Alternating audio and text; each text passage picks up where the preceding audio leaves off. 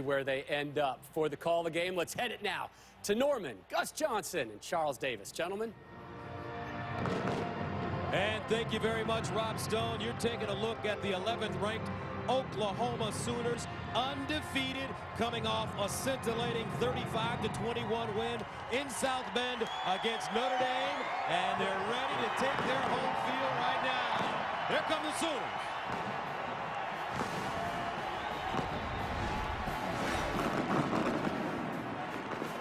Owen Field, Gaylord Family, Oklahoma Memorial Stadium in Norman, and we're ready for Big 12 football on Fox. TCU coming to town to take on OU. Hi everybody, I'm Gus Johnson along with my partner, the great communicator, folks, Charles Davis. And when you look at this game, you know Blake Bell, he's a starter now at OU, and Trevon Boykin, he's a starter at TCU. So two very solid quarterbacks, but this game is going to be about the D. And let's start with Oklahoma, because they look like the Oklahoma defenses of old. Fast, attacking, aggressive, taking the ball away from people. Led by linebacker Corey Nelson, who had a pick 6 last week against Notre Dame, which started them towards their win. Flip it over to TCU. They run that 4-2-5 defense, and they're led by their secondary. Sam Carter, on the back end, was the National Defensive Player of the Week. 2 interceptions, one of them returned for a touchdown. Which defense can impose its will on the other offense, take the ball away, and create extra opportunities for their team? That team wins the game. And for TCU, this will be the 3rd meeting against the top 25 team, and they've only played 5 games. Coming up, TCU, OU on Fox right after this.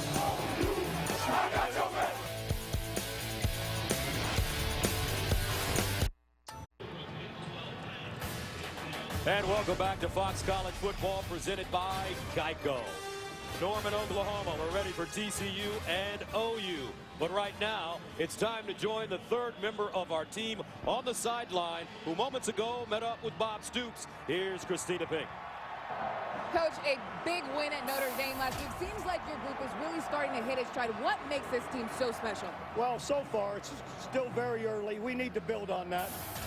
We've played with poise. We've played with really good discipline. Each week we've gotten a little better, so hopefully we can add to it today. All right, thanks a lot, Coach. Good luck tonight. All right, great football weather for the start of this game, folks. Nice bite in the air, 61 degrees. It stormed last night, lightning and thunder. We all got a good night's sleep. Best one I've had in about a month. It was outstanding. Something about, listen, that weather outside just lulled me right to sleep. Oklahoma leads 8-4 in a series that dates back to 1944, although TCU has won 4 of the 6 meetings in Norman and is one of only 2 teams, along with Notre Dame, that have a winning record at OU over the years. Oklahoma won the toss, deferred. TCU will receive. TCU ranks 5th in the nation in kickoff returns, averaging 31.2. B.J. Catalan has done the bulk of the work, ranking 13th in FBS at 30 yards per return. Catalan, Wade James back deep.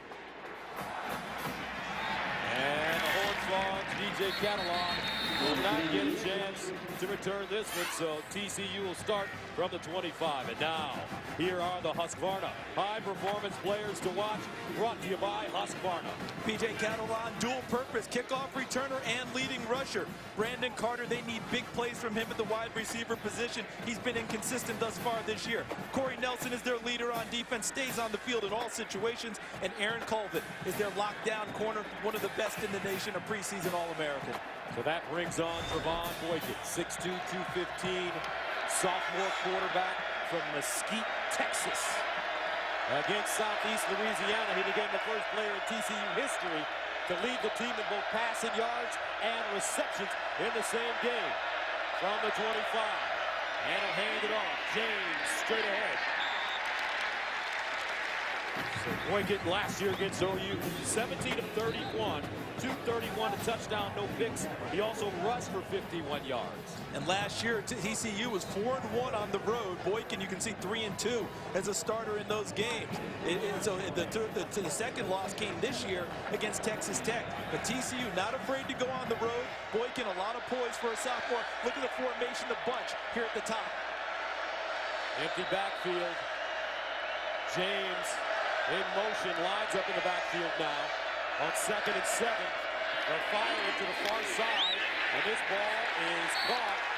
Juwan Story. Nice reception, but he goes nowhere. The Sooners have done a great job under Mike Stoops of open field tackling against spread teams. They really got up underneath the bunch and did a really nice job. You see Colvin finishing it off and almost knocking the ball free. See how they hopped right on it with Nelson? Ball stayed with TCU. But an excellent job by Oklahoma snugging up against that formation and breaking it up.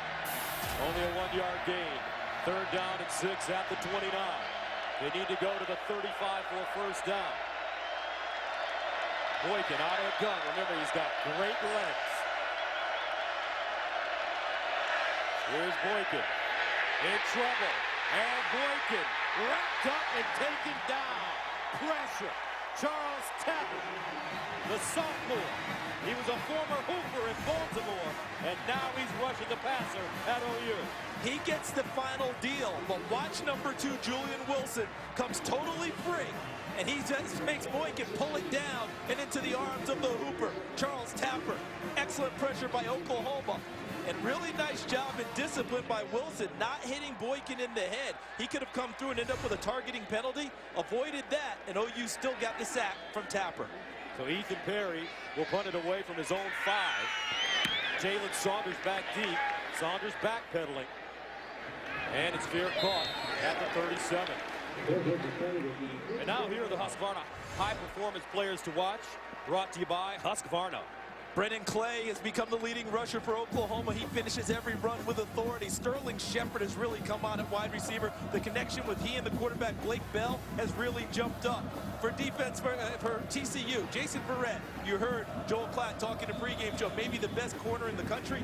And Sam Carter was the National Defensive Player of the Week last week. The 4-2-5 defense of TCU.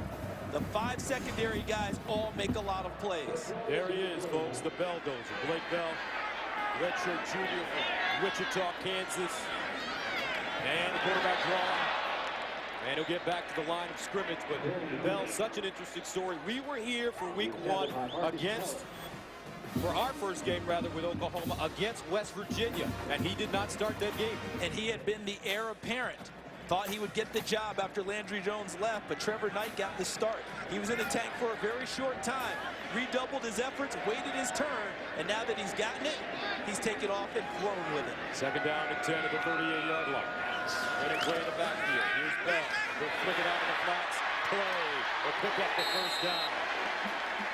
Chris Hackett pushes him out of bounds, but it's a gain of 11. As this game develops, folks, watch the physicality of this game. Oklahoma's offense, TCU's defense. Essentially, it's 11 fistfights on every play when you go up against TCU. Yes, it's 11 on 11, but you have to win your one-on-one battle on every snap in order to make headway against TCU. Here's Bell with Clay as the pistol back. They'll give it to him straight ahead. And with Blake Bell in at quarterback, Charles, this is a different Oklahoma team than we've seen in the past with the Sam Bradfords and the Landry Joneses. They come into this game ranked 17th in FBS, averaging 200 and close to 60 yards per game on the ground. And that's the change, and you noted that as we got going for this game. We were watching film, we were talking, and you kept coming back to this. Oklahoma runs the ball now with more authority than they have in recent years. Blake Bell can run it also, but the running backs are starting to get more than their share of work. In the flats again this time. TCU well prepared for Clay as Verrett, the senior from Fairfield, California, All-America, comes up and makes the open field tackle. And that's what helps distinguish him as a terrific player. He's not just a cover corner downfield who only plays the pass. He plays against the run and the swing pass and not afraid to come up and make the big hit as he just did. 3rd down and 11 of the 48. Sooners need to go to the TCU 41 for a first down. Bell out of the gun. Here's Blake Bell with time. Underneath. It's caught. But not enough for a first down for Clay. As Clay brought down on the play by Jonathan Anderson. the junior. And he's a former safety, now playing linebacker, which adds to the speed on the field. But these are the guys to watch, the back end of the defense. Bell has time, comes off his first target, goes to a secondary, and then look at how many white shirts get to the football. Rally up, make the play, and force a punt by Oklahoma. Jed Barnett will punt it from his own 41. Brandon Carter back deep. He'll clear it. And the ball there caught, or rather downed, at the 11. A 33-yard punt. Coming up, the TCU Horned Frogs. Back on offense right after this.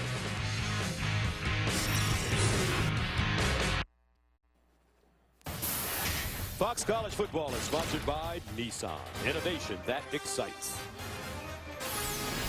Welcome back. Let's check out the Nissan Heisman Watch. Let's just give you an assortment. Johnny Football's not playing today, so I didn't put him up there. Brett Hundley won last night at Utah. Had a nice game. Sean Mannion is just lighting it up at Oregon State. Aaron Murray struggling in Knoxville right now, trying to score to tie the game. Jameis Winston, 5 touchdown passes in their dismantling of Maryland today. And Bryce Petty of Baylor, he gets a shot at West Virginia tonight, the first real opponent on their schedule. So TCU back on the field. They'll start from their own 12-yard line. B.J. Catalon in the backfield with Boykin. And they'll give it to him straight ahead. He'll push the ball forward and cross the 15 up to about the 16-yard line. Even as Nelson in on the play. Sorry about that, partner. Even with a 3-man front with Oklahoma, they're doing a nice job this year playing the run. On the inside, you're seeing the big fellas. Jordan Wade is in there now, number 93, taking up a lot of space inside, trying to clog the running lanes that TCU is looking for. Gain of 4, second down and 6. Stephen Bryant in motion, the tight end.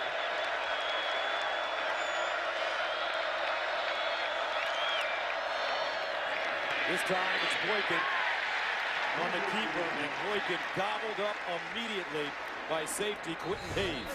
And a really nice job by Hayes because he stays at home on this play, meaning he's not fooled by the fake inside. He knows his responsibility is outside for the quarterback, and he stays out there with number 49, Stephen Bryant, with the tight end, Stephen Bryant.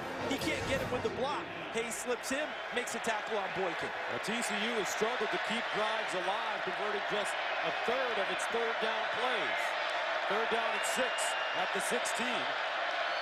OU showing blitz. Now they back off. Raymond James in the backfield. Here's Boykin to throw. Sideline. Caught, but not enough for a first down. They will be short as Cam White makes a reception. Eric Colvin, though, closed on him quickly.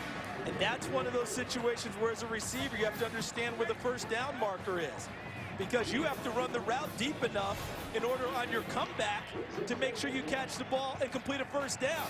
But where he caught it was in front of the first down line, and Colvin was playing that line. Well done by Aaron Colvin, understanding where the marker was. Not so well done by number 88, Cam White. Ethan Perry punting from the 7. Jalen Saunders hovering around the 45.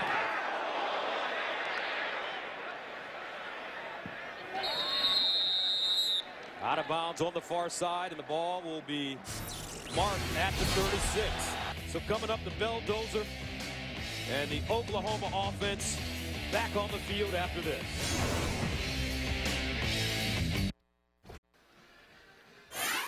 Not a lot of legends in college football, but there's one right there. That's right. Barry Switzer, the Oklahoma head coach from 73 to 88. 3 national championships. He was inducted to the College Hall of Fame in 2001. Happy 76th birthday for Coach Switzer. Doesn't live very far from the stadium. Just a little bit. He lives on campus, real close. An iconic figure, and everywhere he goes, people are happy to see him. First down and 10 at the 36 for Oklahoma. Trey Miller, Damian Williams in a split backfield. Here's Damian Williams trying to break it back with running room. and will burst free and get to the 45. Jason Verrett with the tackle. And remember, TCU has held its last two opponents, Texas Tech and SMU, to a combined 59 yards rushing on 57 attempts. I don't think they came into this game thinking they're going to shut Oklahoma down to that extent. They just want to control them, because this year, this is an Oklahoma team that's determined to try and run the football more than they have in the recent past. Gain of 9, 2nd and 1, straight ahead, Williams. And they'll pick up the first down. That Oklahoma offensive line, Gus, in the offseason, got a brand new coach, Bill Bedenbaugh, came from West Virginia. He wanted those guys to get a little bit bigger, stronger, thicker, added weight, added time in the weight room. And we're seeing that push as evidence early. Here's Bell throwing on the run. Near side, and it's caught. Shepard will dive forward and get to the TCU 35. So Blake Bell showing his versatility as he puts that one on the money. And I think you'll see the Oklahoma coaches, Josh Heupel, the play caller, call some first down passes against this TCU defense. Not just continue to run your head into a brick wall all the time, but a few of these passes outside have the receivers try and win on the perimeter and loosen things up for the runners. First down to 10 to the 37. Damian Williams wrapped up. Davion Pearson, the sophomore from Oklahoma City, makes the tackle. How about that for a play in the interior? Big number 57. Welcome home, Davion Pearson. Defeats the block in the line of scrimmage, gets right into the backfield and drops Damian Williams in his tracks. That's a loss of 1 on the play. 2nd down and 11 at the 38. Running play back in the game. He'll go in motion. Bell with time. Underneath, and Shepard all down. Blake Bell threw that in the perfect spot. Make that Jalen Saunders with the catch. And it's a gain of 5 yards. And that had to be thrown perfectly because the coverage by Jonathan Anderson was terrific.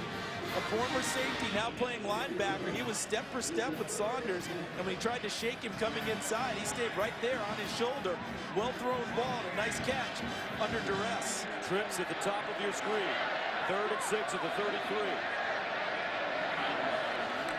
Blake Bell over the middle. Caught. This time it's Shepard will dive forward, and it will depend on the spot. And it looks a little short from where I'm seeing on the initial spot. So a decision for Oklahoma, and I think they're going to go try and get it right now.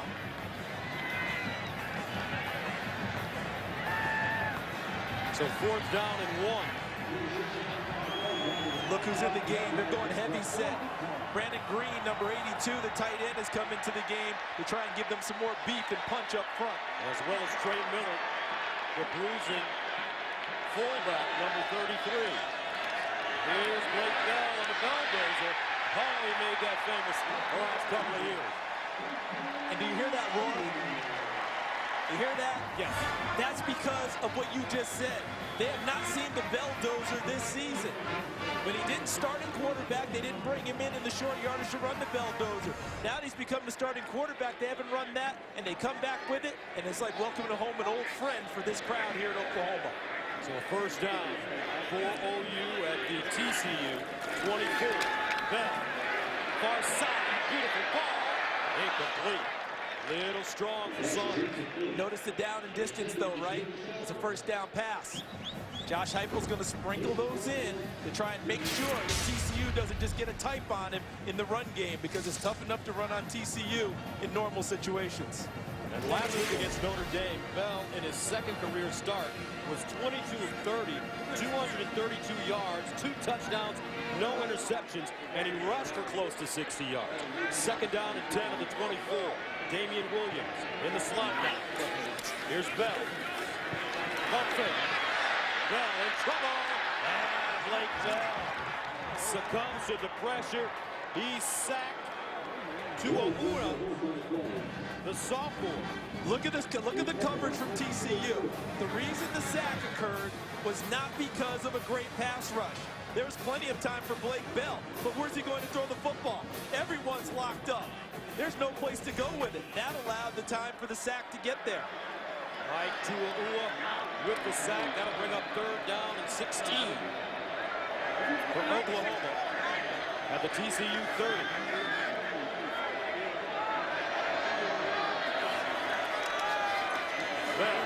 Steps up in the pocket. In trouble again. Wants to run it. And Blake Bell dropped at the 22. The Horned Frogs getting to him quickly. Kevin White makes the stop. He's a big guy who can move it well, but once again, give credit to the back end of the defense for TCU. Nowhere to go with the football. That allowed the pressure to get there, and then when Blake Bell flushed, they rallied to him and tackled him short of the first down marker. Brings on Michael Honeycutt, who has made 2 or more field goals in 5 straight games. This one from 39 yards away. And it's good. So with 2:45 to play in the first quarter, Oklahoma strikes first. Honeycutt with a 39-yarder. Sooners 3-0. 2005 was the last time TCU beat Oklahoma in Norman. Derek Moore's 16-yard touchdown catch put TCU up 7-zip. Adrian Peterson was held to 63 yards rushing and scored the Sooners' only touchdown. Robert Merrill's 2-yard run in the fourth gave the Horned Frogs the win. And I'll tell you what, this is a great football coach right here, folks. 53-year-old Gary Patterson in his 13th year. He passed Dutch Myers as TCU's all-time winningest coach. And he's led the Horned Frogs to 5 conference championships, 4 in the Mountain West, and 1 in Conference USA. They keep switching conferences. I mean, since he's been the head coach, the WAC, Mountain West, Conference USA, and now they're here in the Big 12. It's unbelievable the job that he has done and continues to build and grow. So Nick Hodgson will send it away for Oklahoma. James and Catalan back deep. And this one will not be returned. 2:45 to play first quarter coming up. Trevon Boykin will try to get this TCU offense going right after this. Fox College Football is sponsored by Geico. 15 minutes could save you 15% or more on car insurance. By DirecTV. If you call yourself a sports fan, you gotta get DirecTV. And by ADT. Always there. And don't forget, visit ADT.com/sports to enter for a chance to win an ADT security and home automation system. So TCU 2 3 and outs to start this game. Trevon Boykin from the 25.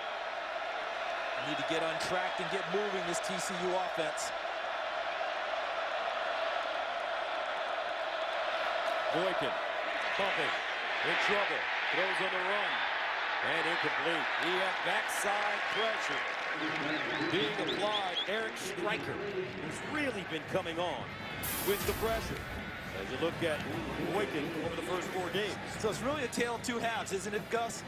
55% in the first half, 64% in the second. Look at how the yardage jumps up. The touchdowns, interception ratio, 0 in the first half of games. They need the second half, Trevon Boykin, starting right now. They need consistency from him, and this offense needs to get moving. They keep putting their defense in very tough positions against a lot of pressure coming from Oklahoma's offense. Boykin started the year at wide receiver and took over at quarterback when Casey Paha broke his arm in the season opener. And a timeout called by the Horned Frogs. 2:39 to play in the first. OU up, 3-zip. Casey Paha on the sidelines there, number 4, a broken arm early in this season. TCU was picked number 3 in the preseason by the media in the Big 12. I think principally because they thought having Casey Paha back would really energize this team. Maybe the best quarterback in the Big 12 when healthy. He's been out. Trevon Boykin now the leader of this team. Oklahoma State, Oklahoma, the top 2 teams according to the media. 2nd and 10 at the 25. Boykin hands it off. Catalan not a lot of room. He picks up maybe 2 on the play. Now we talked to Mike Stoops, the defensive coordinator for Oklahoma, yesterday on campus, and I tell you what, Coach Stoops is intense. His players love him. He gets after them, and he's got these guys playing a whole different style of defense than we saw when we first came here 3 years ago. Most tackles, counting the number of red jerseys, they get to the football. That passion that he coaches with, they're now playing with it again. 3rd down and 8 at the 27. Boykin underneath. This ball caught by Slanina, the freshman from East Bernard, Texas. Corey Nelson says, come here. Got some help from the secondary, like Zach Sanchez, number 15, was on it too. As well as TCU plays in the secondary. We're seeing the same thing from Oklahoma. You may complete a pass, but what are we not seeing? Yards after the catch.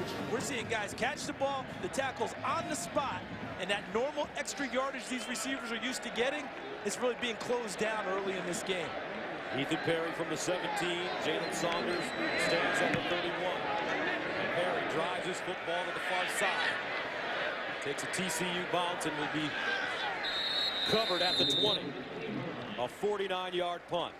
Now next Saturday, the American League's best teams will look to their brightest stars to lead them to victory in the ALS, ALCS, and move them one step closer to the World Series. Legends born in October.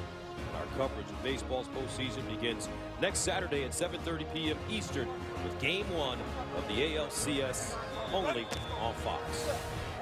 See my Tigers last night? Yeah, they're doing it. How about my Pirates? We're back 1-1 now. That's right. We're coming back with Verlander today. My Pirates cost Dusty Baker his job. Yes. He lost job day when they beat him in that one-game playoff. But I don't think he'll be out of work for long. No, he's got a pretty good track record. First down to 10 at 21. Brennan Clay, the pistol bout. They'll give it to him on the left side. Trying to kick his way, but tell you what, these Horned Frogs are very tough on defense. Marcus Mallett, Terrell Lathan getting to the runner. Doing a nice job up front as the defensive line of TCU. And when Trey Millard is in the game for Oklahoma, number 33, you cannot measure his value in statistics. Watch how he blocks and leads their run game when he's on the field. Second and 9 at the 22. Play in motion. Here's Bell. And Bell held it too long. And he sacked Lathan, number 90, with the second sack of the game for TCU. In most situations, the secondary guys want their pass rushers tuned up, and they say, hey, you give me a good pass rush, I'm a better cover guy. At TCU, they're such good cover guys that their pass rush benefits.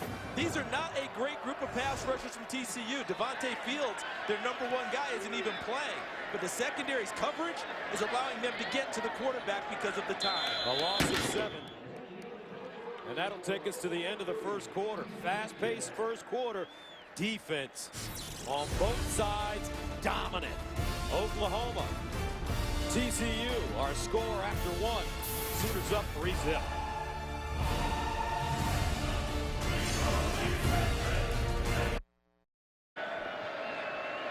Welcome back. Let's take a look at the GM stat comparison. We look at a number of offensive plays, but the big number to me right now, the 2 sacks by TCU. They're putting a lot of pressure on Blake Bell. Let's see if he gets a little more runner's mentality as this game goes on with the pressure getting in his face. Will he maybe flush a little bit quicker from the pocket and try and sting him with his feet a little bit more? Third down and 16 at their own 15-yard line. Bell stepping up in the pocket, throws on the run, incomplete. Intended for Shepard, but Elijah Olabode thought he had a beat on the football. Remember, TCU forced SMU into 5 turnovers last week, 4 interceptions. And 9 of 18 possessions were 3 and outs.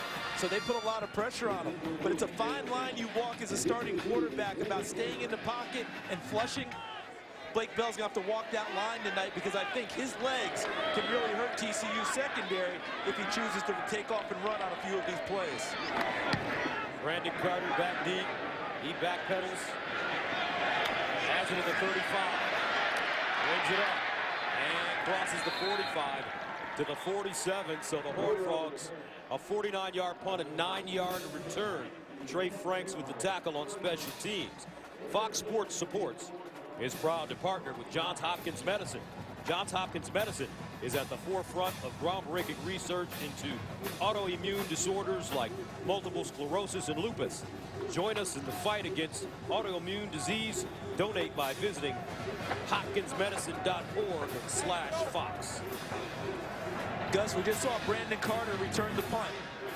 Last year he broke an 80-yard touchdown against Oklahoma. He's here in the slot. He's a big play waiting to happen, but he hasn't been consistent enough this year. Great field position. They need to move the ball downfield against OU. Boykin hit as he throws sideline, and there was your man.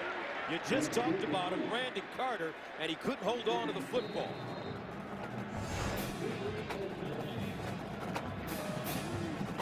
When your quarterback's struggling a little bit, your offense is struggling, you have to do a little bit extra and make a play.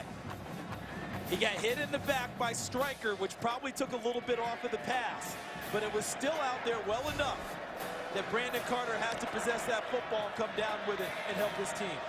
Last week against SMU, Brandon Carter, 3 catches for 33 yards. He's their leading receiver with 13 receptions. 2nd and 10 at the 47. They'll hand it off to Raymond James. Nothing, maybe a yard. Leading the way, Jordan Wade and Frank Shannon.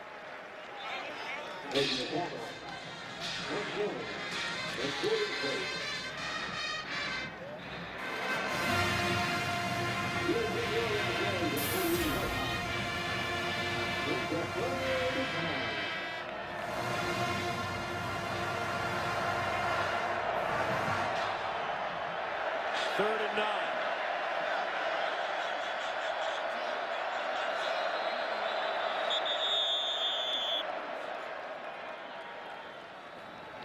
And a timeout on the field.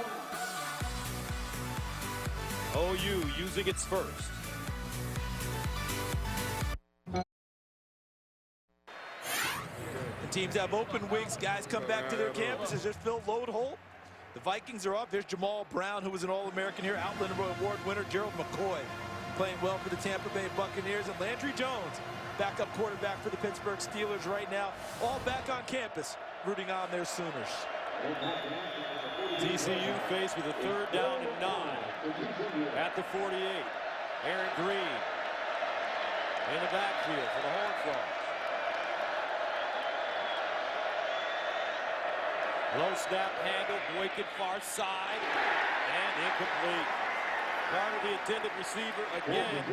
But I tell you, this time it's Zach Sanchez, the redshirt freshman from Keller, Texas, and they're high on this kid. Look at the coverage outside. It is so tight, all right? And then he just plays off of the outside guy, reads the play from through his receiver, back into the secondary, comes off of his coverage, and takes the slot, Brandon Carter. Until TCU stings Oklahoma downfield and backs them off, they're going to have trouble completing those short passes all night long. Ethan Perry will punt it away. Jalen Saunders stands at his own 10. Lets this one go over his head and into the end zone for a touchback. 13:47 remaining in the 2nd quarter. Blake Bell back on the field. Let's see if he can move the chains right after this.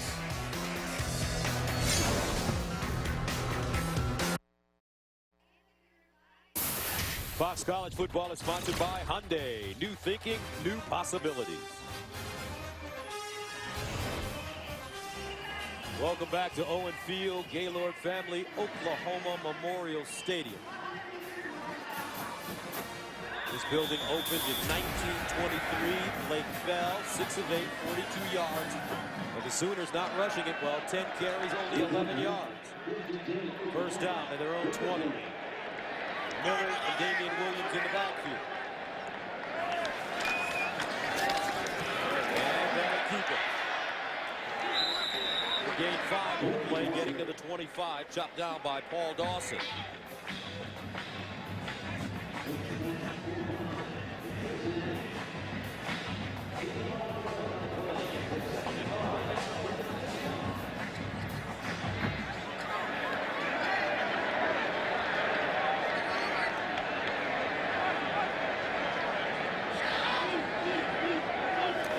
On 75, they'll hand it off.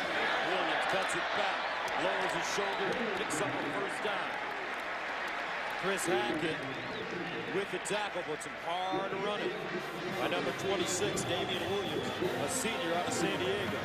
and a good read by Damian Williams because all the flow went to the right side, and he was able to read that, put a foot in the ground, and cut back inside and run hard, as you noted, Gus, to pick up the first down.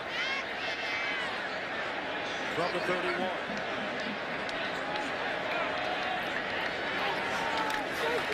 Williams again, running left, that's it back. Nowhere to go. Jonathan Anderson with the ambush. He'll send it backwards. And Oklahoma lucky to get back to the line of scrimmage. You know, TCU is doing a nice job of right now. The defensive front is keeping the linebackers clean, meaning they don't have to play off blocks. They just flow to the football and clean up on the tackles because the defensive front is handling what Oklahoma's sending at them with their offensive front. It's Davion Pearson, Chucky Hunter, the two tackles. John Kuntz.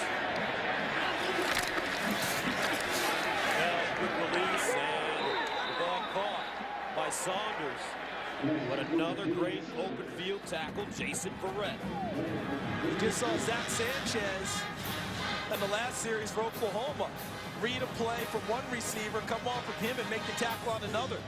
Jason Verrett did the exact same thing, and as you noted, another terrific open field tackle. And look at the third down conversions. Neither team has gotten it done so far tonight. Third down 5 at the 36.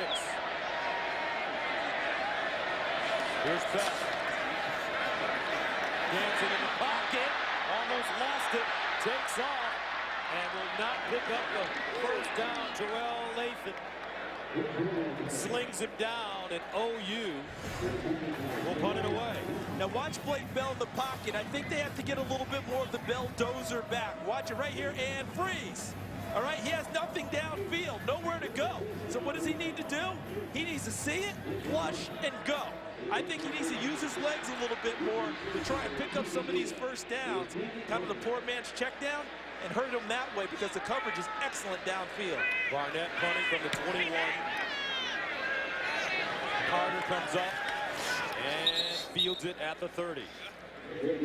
10:51 to play, second quarter, but a defensive battle so far.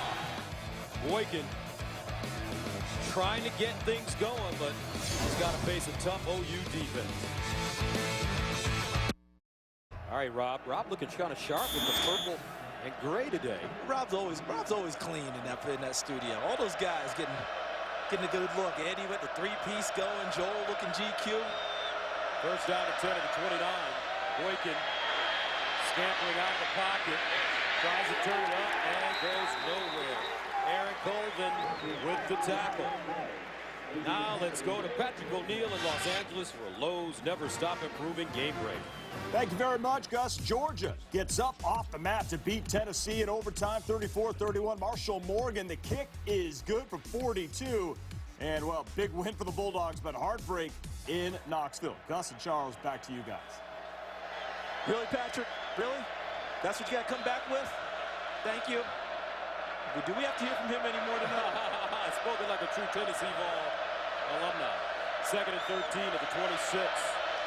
Boykin at the sideline. Very solid catch. Slanina, the freshman, had a touchdown last week, which turned the game around in the second half for the Horned Frogs against SMU. TCU is looking for a receiver to take charge for them. Brandon Carter's supposed to be that guy. His inconsistency continues to show up. We saw a drop earlier in the game on a play that was wide open. Who's going to jump into the breach for TCU and eat up catches and get the ball downfield and start to back off this Oklahoma secondary a little bit? Because right now, every catch that's being made, the guy's being tackled right on the spot. Everything's contested. Third down and 8 at the 31. Here's Boykin. Screen, Slanina, nothing.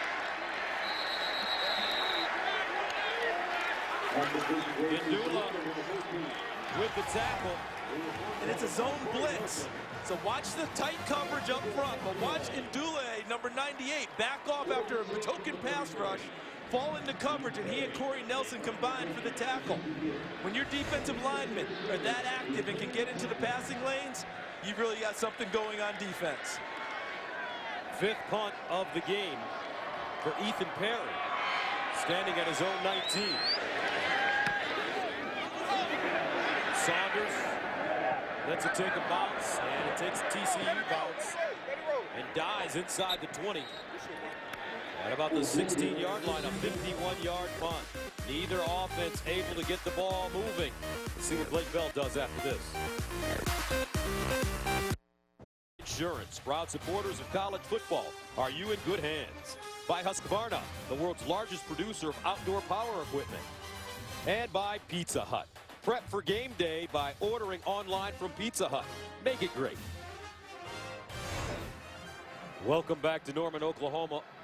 Under 9 minutes remaining in the second quarter. We've got a defensive ball game. Good old-fashioned D. Are we in the SEC right now? Where are we? And the SEC hasn't really been that way this year. A lot more offense. You notice Devontae Field.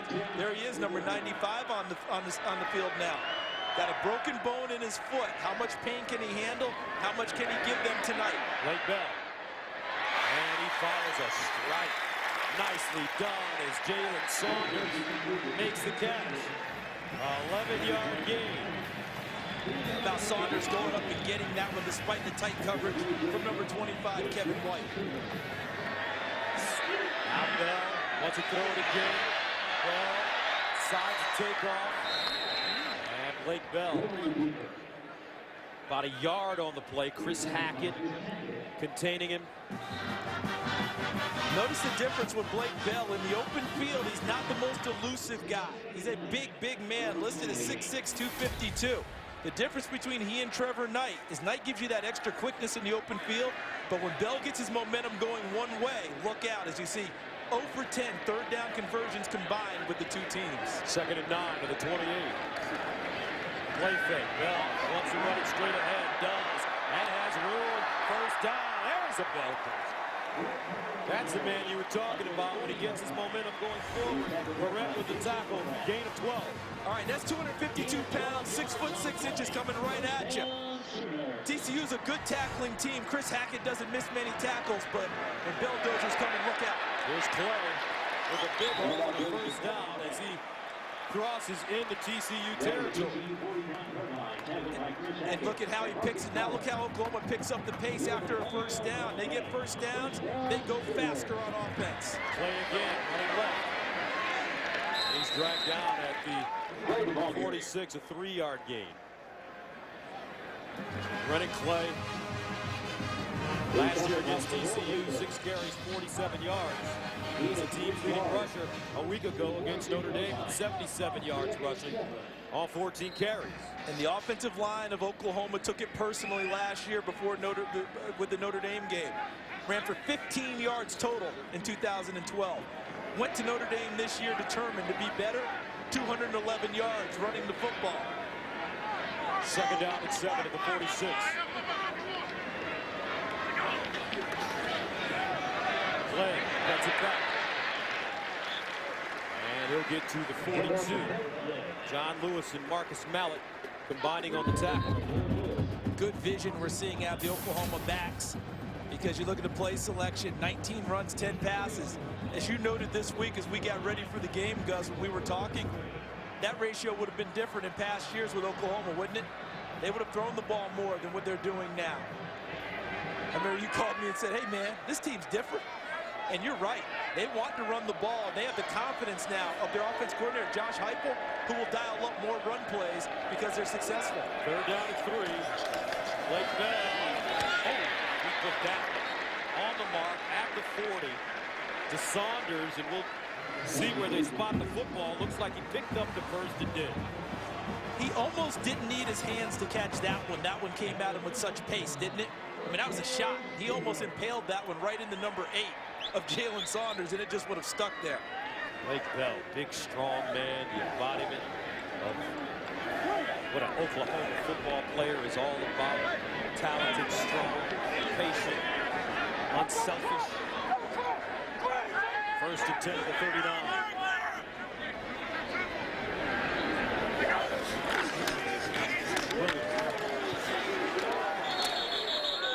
And folks, we're standing in the broadcast booth, which is probably the equivalent of a 15-story building, and you can hear the the pads popping all the way up here.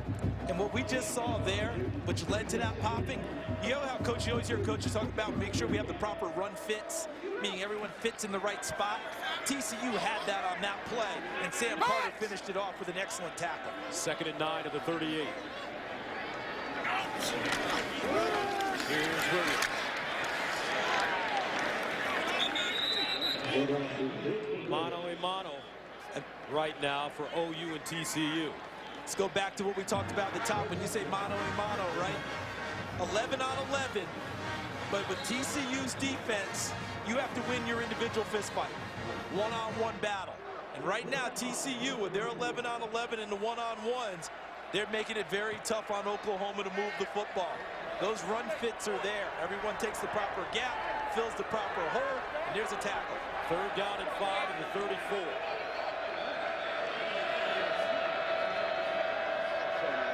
Blake Bell will throw it. Bell underneath.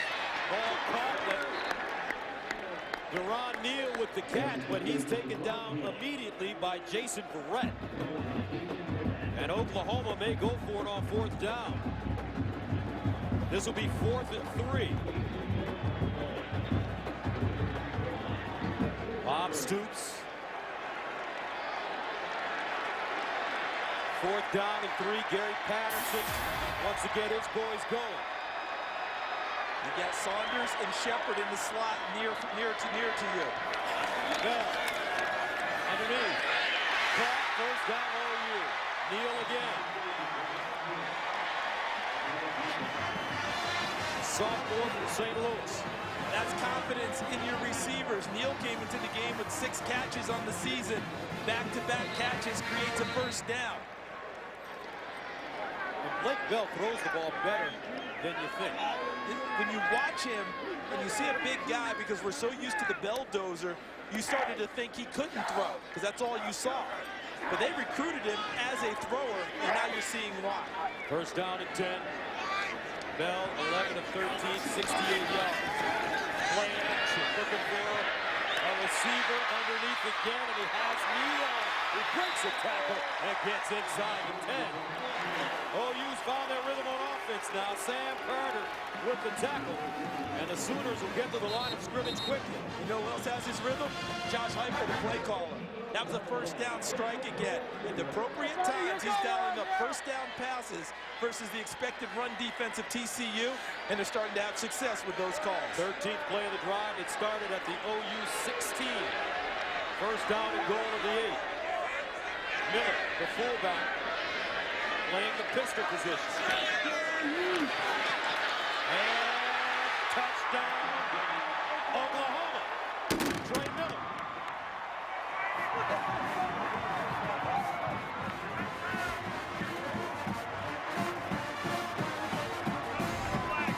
Watch the vision of Miller, number 33. In the hole first, he sees the ball has to bend, so he bends it.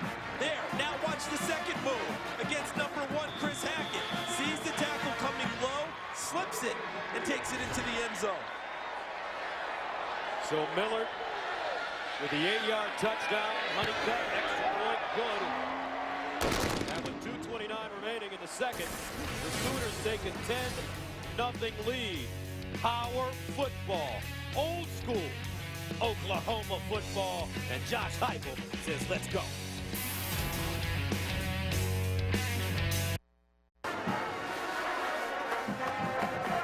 So Trey Miller, young man from Columbia, Missouri, with an 8-yard touchdown. As you take a look at the drive, 13 plays covering 84 yards, mostly on the ground as Blake Bell leads them. They ate up 6 minutes and 14 seconds. Bell, 5 for 5, 40 yards on the drive. And they finally solved the 3rd down conundrum that had been the problem all night long for both teams. A couple key 3rd downs with some passes from Bell, making it work, and then Josh Heupel dialing up a big 1st down throw to put them in scoring position. Well done on the drive. This time TCU will have a chance. Catalan, and he will get to the 25. And look at that. Trey Miller on special teams comes up with the tackle after scoring the touchdown. Don't forget, folks, coming up on the Pizza Hut halftime, Rob Stone, Heisman Trophy winner Eddie George, and Joel Klatt bring you highlights, stats, and analysis from around college football. Joel and Eddie did a nice little feature in our pregame there about Oklahoma's defense and how it's evolved from a 4-man front to a 3-man front, and what a payoff that's been for Mike Stoops' stop troops. First and 10 of the 25 for TCU. Boykin firing down the field. And Carter incomplete. Looks like he had it. Wilson covering for the Sooners. Did Wilson get a hand in late? Because that ball looked like it's pretty well on target. And look at there. That just went over the top. And you know, pressure in the face of Trevon Boykin from Frank Shannon, number 20, the linebacker. That ball got to the back shoulder of Brandon Carter. Never brought a second arm up to try and catch the football. Brandon Carter originally agreed to come to Oklahoma, but decommitted and then went to TCU. Second and 10. Boykin. And gain 3.5 on the play, maybe 4.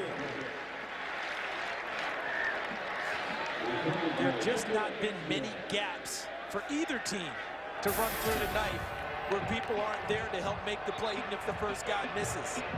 And that happened on that one. Boykin made the first Oklahoma player miss, but the rest of them were there. 0 for 5 now on 3rd down. Will Mike Stoops dial up some heat?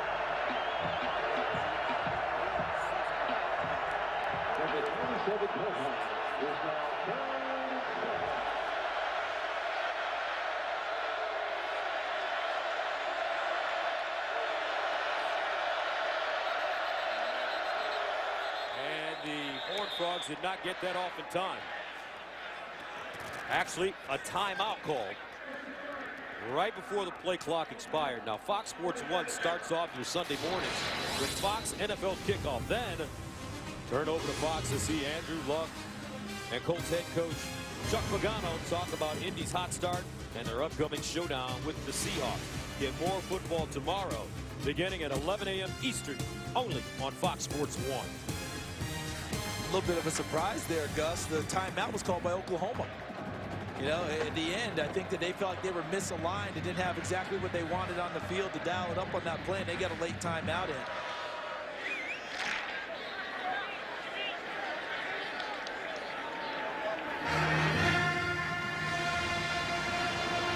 And they got number 19, Eric Stryker, back on the field. He wasn't on the field on that last play for Oklahoma. And he's provided a tremendous amount of pressure all year long on the quarterback. 3rd down and 7 to the 27.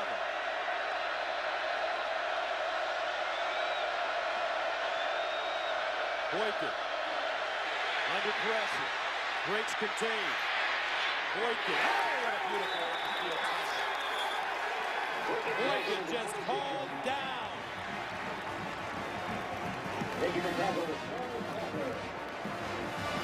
Is that Quentin Hayes, number 10? Actually, it was Tapper. Tapper with the tackle. He got lost on the sideline. We couldn't see him. Look at Stryker, number 19. He's the initial pressure. He flushes Trevon Boykin. And then out in the open field, you talked about him earlier, Gus. Frank Tapper, Charles Tapper, number 91, the former basketball player. How about that ability and athletic agility to bring down Trevon Boykin? Played 1 year of high school football, and Oklahoma coach saw him and said, hey, we're going to recruit you. And Tapper's response, okay. Yeah, that was Bobby Jack Wright. Delay of game. Offense. 5-yard penalty. Still 4th down. How about that, folks? First penalty of the game with 1:22 to go in the 2nd quarter. Yeah, normally Dan Romeo, the referee, gets a little more pub than that, right? Gets a little more face time. Not tonight. And boy, Tapper, I'm still trying to get over Tapper in the open field running down the quarterback Boykin. That was impressive. Perry sends it away. Saunders has it at the 32. And the last drive for OU. Blake Bell using his wheel. And is on. How about that? Big throws on third down. That was a first down throw there. And then Trey Millard inside the 10-yard line. The big guy that his teammate Gabe Eichert, the all-Big 12 center, 4.0 student, a semifinalist for the Academic Heisman Award. The Campbell Trophy is given by National Football Foundation. You know what he calls Trey Millard? Our fat back. Not the fullback, our fat back. Said in full love, I'm sure. Eichert is a character. First down and 10 at the 32. Bell gets it away. Caught. Roy Finch. And Finch dragged down at the 35 with a 3-yard pickup. Jonathan Anderson. Great pursuit. How about Bell standing in there like a big oak tree and able to deliver the ball with all the pressure around him? Bell again. Winds up. That ball deflected and caught at midfield. Neal has had a terrific first half. A 16-yard gain. How did that get through? Because Sam Carter, number 17, as you noted, deflected it. And then Neal focused, concentrated, and hauled it in. 4 catches, 42 yards for Neal. Sideline knocked away for Rhett. Reaching around. Intended for Bester. Remember, Verrett is dealing with the shoulder injury. Leads the nation in passes defended since the start of 2012. And look at him come back on the ball, drive on it, and breaks on it and knocks it away, keeps it away from Bester. If you want a clinic on corner play, I think you're getting it tonight. Aaron Colvin, number 14 for Oklahoma. Jason Verrett, number 2 for TCU. 2 of the better ones you're going to see in the country on display tonight on the same field. 2nd and 10 to the 49. Blake Bell. Over the middle. Shepard with the catch. Sam Carter, the safety, makes him, brings him down after an 8-yard gain. 3rd and 2. Blake Bell again. Finds good play out of that field, and he'll get out of bounds and stop the clock with 16 seconds remaining. Remember, Michael Honeycutt, the kicker for Oklahoma, they say by this time next year, he may be the best place kicker in America. And he's got a career long of 53 yards against Kansas State in 2011. 1st and 10 to the 35.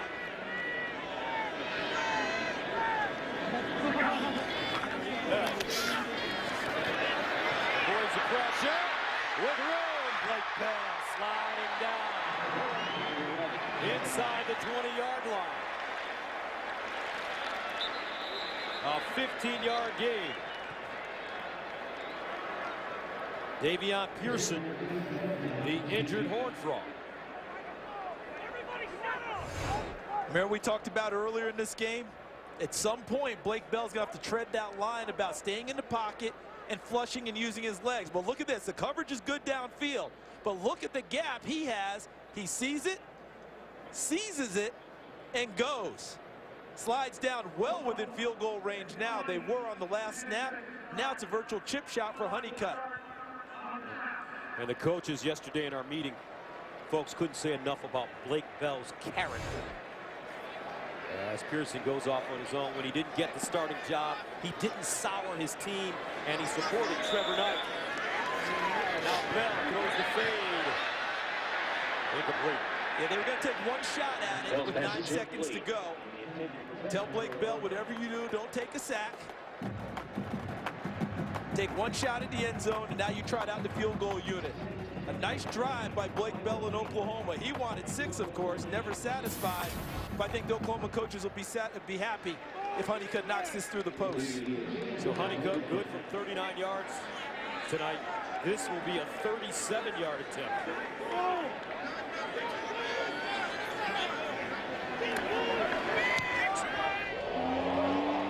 And good. End of the first half, OU with a 13-0 lead over Texas Christian. Now we send you to the Pizza Hut. Halftime, here's Rob Stone.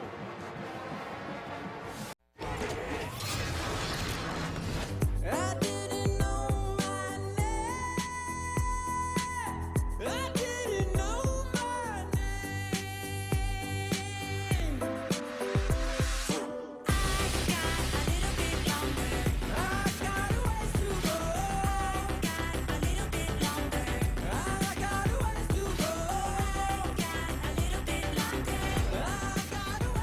Welcome back to Norman, Oklahoma. To Fox College football presented by Geico. Our halftime score in a Big 12 matchup. The Oklahoma Sooners lead the TCU Horned Frogs 13-0. Gus Johnson, along with the great communicator Charles Davis, and in the words of the immortal Jake Gaither, Mike Stoops has the Oklahoma defense playing agile, mobile, and hostile. Jake Gaither, the great coach at Florida A&M, and that's what he wanted in his ball players, and as Gus pointed out, that's exactly what Oklahoma is doing. We take a look back at the recap of the first half. It was about defense, and it's not just Oklahoma who's been doing it. TCU's been playing great defense also. Here's Aaron Colvin bringing down Trevon Boykin, but look on the backside. That's TCU getting there. Chucky Hunter popping the ball free from Blake Bell, but finally Oklahoma broke through late in the first half. A big drive culminated by Trey Miller's short touchdown run, and look at the stats in the first half. 16 total yards for TCU, 0 for 6 on third down conversions, 0 first downs for TCU's offense. I don't know when I've seen that last in a matchup where the teams are, pretty evenly divided. And those stats brought to you by KFC, the sponsor of Couchgate. So we're ready to start the second half. Sooners, who deferred in the first half, will receive to start the third quarter. Roy Finch putting Clay back deep. And this one will go out of the end zone. Oklahoma will start at their own 25. Let's go downstairs to Christina Pink. Thanks, Gus. Well, we are seeing a lot of the Bell dozer tonight. 10 rushes for Blake Bell, but Bob Stoops still wants to see his quarterback throw the football. He says we've got to block better for him, and our receivers have to get open downfield. Gary Patterson, I asked him about how do you get Trevon Boykin to settle in. He said he's got to understand he can't do it on his own. He gave a lot of the credit to that Sooners defense. All right, thank you very much, Christina. So Blake Bell at the line of scrimmage, 16 of 20 in the first half, 119 yards. First and 10 of the 25. Here's Bell. That ball gobbled up. Jalen Saunders. Gus, when Gary Patterson was in high school, he was a drama guy. Meaning he acted in school plays and had potential. Actually almost got a drama scholarship to go to college. And right now he's emoting in a big way on the sidelines because he realizes he can't let Oklahoma get too far away with the struggles his offense is having tonight. His defense has to stand up here on his first drive. Second down and 10. This one incomplete. Intended for Saunders. That one going right through his hands. So it brings up third down and long. Opening drive of the second half for OU. Now remember, this TCU team has been a better second half team this year. Last week against SMU, they put up 31 points in the fourth quarter. Third and 10. OU, 2 of 8 on third down conversions. Bell's rush for 31 yards. Here's Blake Bell. Under pressure. And Bell gets it off to avoid the sack. But Oklahoma 3 and out to start the second half. And again, look at the coverage from TCU. Okay, stop it there. So where are you going to throw it? You can't throw it there. You can't throw it there. You can't throw it to the top of the screen. There's nowhere to go with it. Look to the backside. Again, nowhere to go with the football. Everyone is locked up. That allowed this end result. Davion Pearson getting some help there from number 90, Terrell Lincoln. Sooners punted away. Carter fields it, tries to turn it up, and gets to the 44. So good field position for TCU to start the second half. But can they move the ball against this stingy, aggressive, hostile, mobile OU defense? Fox College Football is sponsored by KFC, the official sponsor of Couchgating. KFC plus football equals Couchgating. By Lowe's. Lowe's, never stop improving. And by Moto X, designed by you, assembled in the USA. So the TCU Horned Frogs, 6 3 and outs this evening. Trevon Boykin, their sophomore quarterback, will start with good field position at his own 44. Empty backfield. 4 receivers at the bottom of your screen. Here's the hitch. Caught by James. James will go forward and get to the 49. Stopped by Corey Nelson. Second time we've seen that formation from TCU, essentially the same play call, trying to get three blockers out in front of a screened off receiver, and Oklahoma's defended it fairly well both times, although a 5-yard gain is exactly what you want on first down if you're TCU's offense. 2nd and 5 at the 49.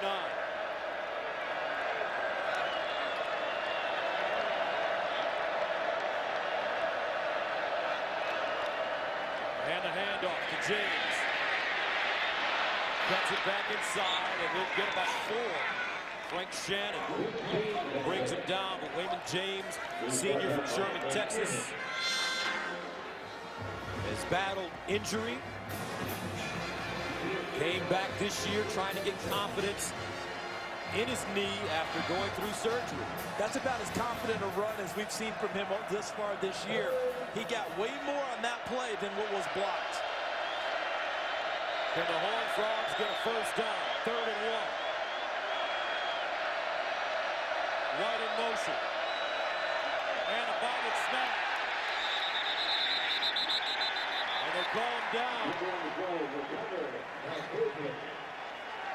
And if you're Gary Patterson, you're thinking to yourself, with the offense struggling the way it is, you know he had a thought in his head, maybe I go for it on 4th down, but then I'm sure he thought better of it. And right there, as soon as Boykin went to his knees, the play was done. And he's just wondering to himself, what's it going to take to get just a first down? Now he's going to punt it, and hopefully he can put his defense in a good spot and make Oklahoma go the long way. Saunders back at the 10. Ethan Perry punts from the 37. Hand over an Aussie kick. And it's fielded inside the 15. A 35-yard punt. So, the TCU defense has to hold once again. They're back right after this.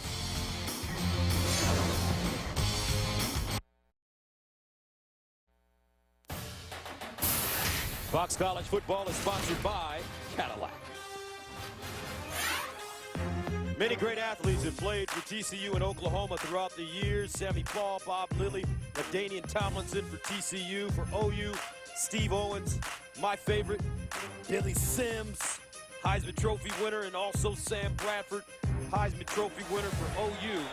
They're the 6th most winningest program in major college football with 835 wins, trailing Michigan, Texas, Notre Dame, Nebraska, and the Ohio State University. And have the most wins since World War II. 153 first-team All-Americans. Blake Bell, he'd like to be one. First and 10 at 14. And they'll hand it off. Damian Williams. Jonathan Anderson, first man to him.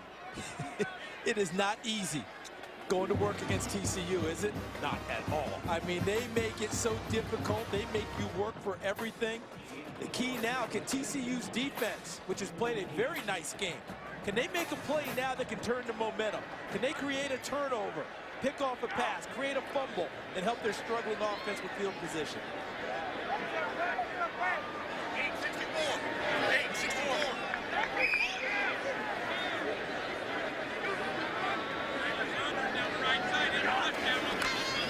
Here's a handoff, Williams. Jitterbugging, spinning, and finally gang tackle, Chris Hackett, along with Olabo, bringing him down. They just do such a nice job of filling and taking away cutback lanes and not letting you just run into a lot of open space. What appears to be open closes very quickly when you're trying to move the ball against TCU. 3rd down and 6 of the 18. Sooners need to go to their own 24 for a first down. Blake Bell. Backpedaling, throws off his back foot, incomplete. And the TCU defense bringing pressure. A flag on the play, though. In the backfield. Only the second flag of the game, and it's a holding call.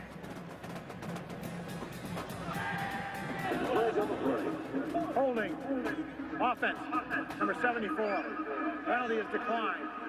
4th down. That's Adam Sheed, the left guard, redshirt junior from Cedar Hill, Texas. Just came off one of his best games. Adam Sheed's dad, Kenny, played for one of Oklahoma's arch rivals, Nebraska, when he was in college. And here's Adam playing for the Sooners now. Brandon Carter back deep. Will come up. And hits off the horn front.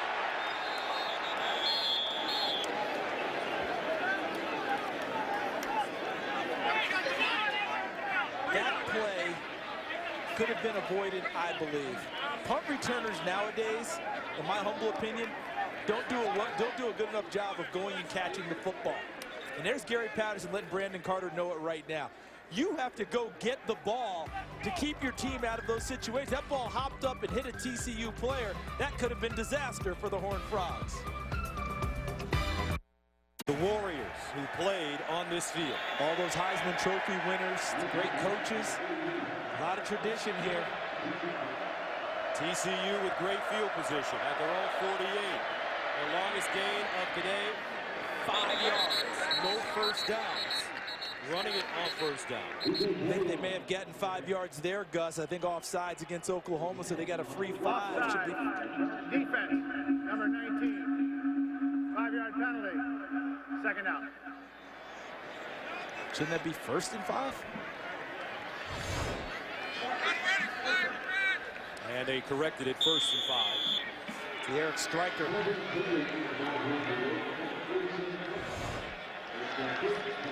This could help, right? 1st and 5. We're trying to just get a first down for the TCU offense to see if they can get moving from there. So 1st down and 5. Catalog in the backfield behind Boykin. And a flag. Did they just give it back? They gave it back.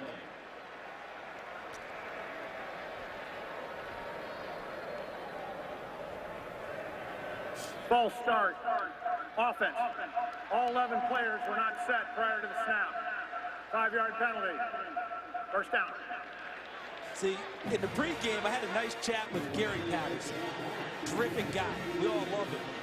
Right now, what you're seeing, that's Coach P. And Coach P's a guy that you might not get along with too well when things aren't going right. And Coach P's ready to figure out what is going on with this offense. You got to help this defense that's played a yeoman's game so far tonight. 1st down and 10 to the 48. Boykin to the sideline. Good throw, and the catch is made by Cam White. And he'll pick up 9. Let's go to Patrick O'Neal in L.A. for Lowe's Never Stop Improving Game Break. Over in the SEC, guys, LSU at Mississippi State. LSU has won 13 straight in this series. Bulldogs putting up a fight. That touchdown, Mettenberger to Beckham Jr. LSU leading at the half, 28-23. Hey, Gus and Charles, back to you. That's the same LSU team that beat TCU 37-27 in the opener at a neutral site game in Arlington, Texas. Horned Frogs trying to get that 1st down. Not this time. Frank Shannon out of Skyline High School in Dallas with a wonderful play. And I don't see the punting unit running on now, but the defensive front of Oklahoma just smothered them and allowed Frank Shannon easy access to the running back. Okay, sorry about that. I was a 3rd down. I thought it was 4th. When they went to those 2 penalties, threw me off in a big way. 3rd down and 2 to 44.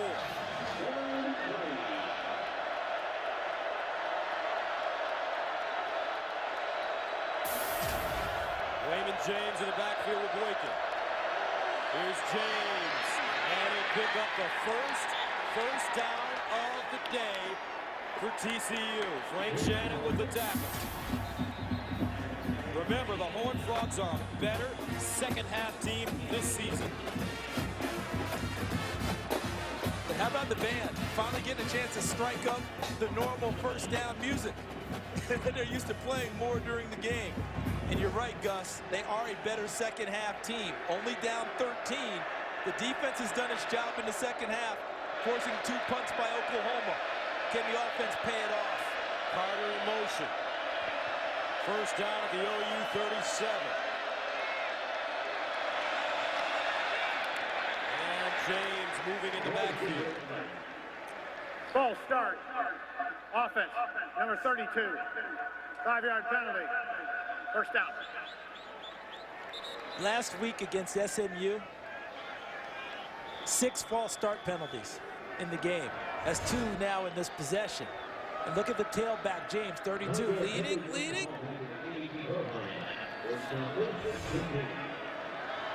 I mean, he's strong now, but your calf muscles can only hold so much when you're leaning forward like that without tumbling off. First and 15. Here's a pitch back to Boykin. Fires to the sideline and caught. Cam White, a 20-yard gain. And Gus, I believe he hit the second receiver on that. They had a guy right down the middle that they were trying to hit. Watch and freeze. Had it right here. Here's where he wanted to go. Instead, he had to hit that route. Nice job by Javon Boykin having the poise to come off the initial receiver and hit the open man. They're going to take timeout. Timeout. Oklahoma. So OU calls a timeout with 7:14 to play in the third. Sooners leading, but TCU finding their momentum. Can they pay it off? We'll find out right after this. Welcome back. Here's Boykin making people miss. Creating. And incomplete. Broken up at the last moment. Zach Sanchez knocks it away. Josh Doxson, the intended receiver. I think Boykin did everything right on that play except the throw. Because I don't make that throw there. It's too contested. He could have easily had that ball turned over in a spot that they have a chance to get points. Throw it over the sideline, live to fight another down. Fortunate on that play. Second down and 10 at the 22.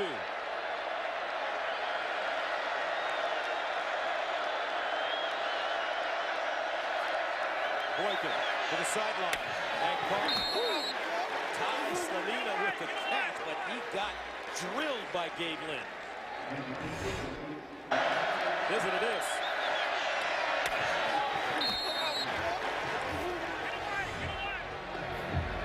Wow. Nice job by Slanina holding on after that hit. A tough 4 yards for the freshman from East Bernard, Texas. 3rd and 6 of the 18.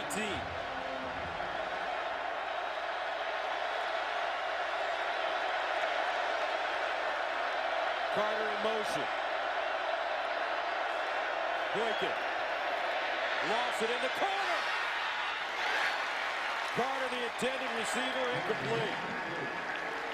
That one thrown a bit high. Carter did have a step. Coverage by Julian Wilson was good because he's going to make you make almost a perfect throw with that coverage. Trying to fit that over the top of the coverage into Brent Carter is tough. So the Horned Frogs will go for it on 4th down. This building is rocking right now. 4th and 6 at the 18. They need to get to the 12 for first down. And a timeout called by TCU.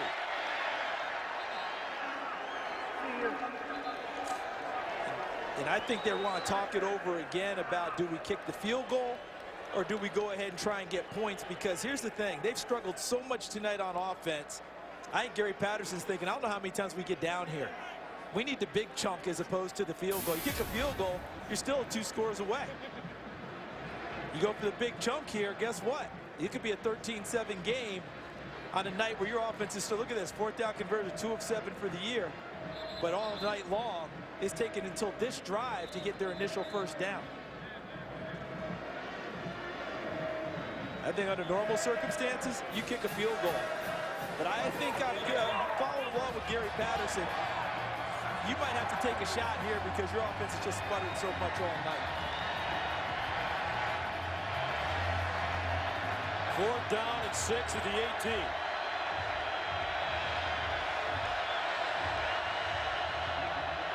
Javon Boykin, the quarterback.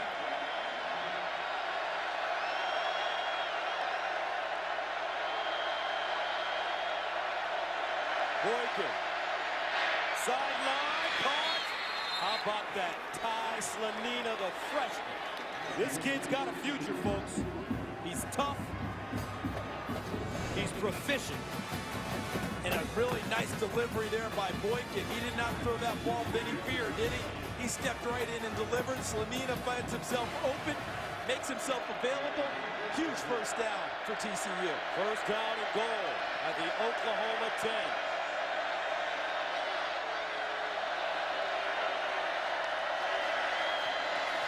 They hand it off, and Catalan slipping.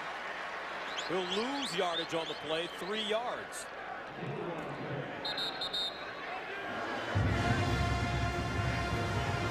Oklahoma's going to have to make sure they take care of their assignments defensively now, because that handoff there, now that becomes the read option, and Boykin pulls it and keeps it and becomes a run threat. They did a nice job on him in the first half with it. Here's an opportunity now. Boykin may come at him with his legs. Second and goal to the 13. Raymond James back in. He's the pistol back.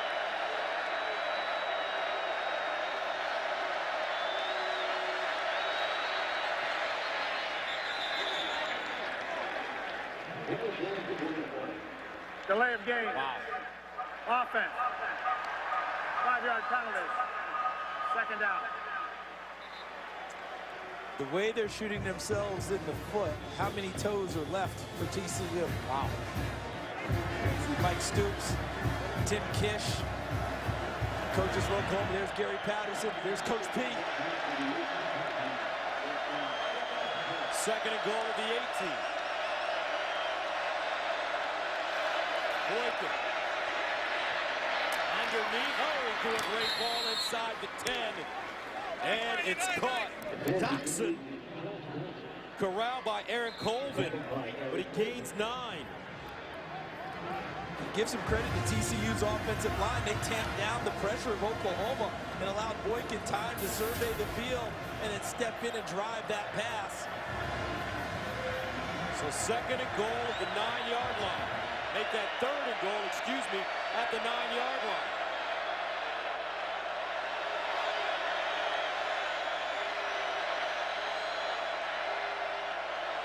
Boykin under pressure, scrambling, takes it, and taken down. Corey Nelson denies him. And now they're going to have to kick a field goal, because that's just too far to go for it on 4th down. They wasted their Phantom Raider in a sense. Called the timeout, got it on 4th and 7 to keep the drive alive. Now they don't get the payoff with the touchdown. Here comes Overcrom, Jaden Overcrom, to try a field goal. This will be from 26 yards away. Maybe Overcrom.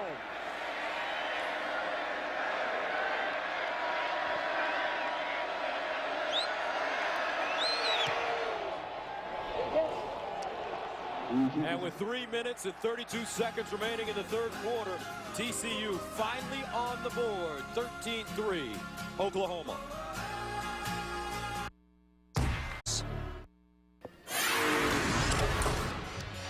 Gary Patterson is a competitor. What did he tell us? I'm not one of those CEO coaches that stands out there with his arms folded and watches practice and offers an occasional comment. I am all in.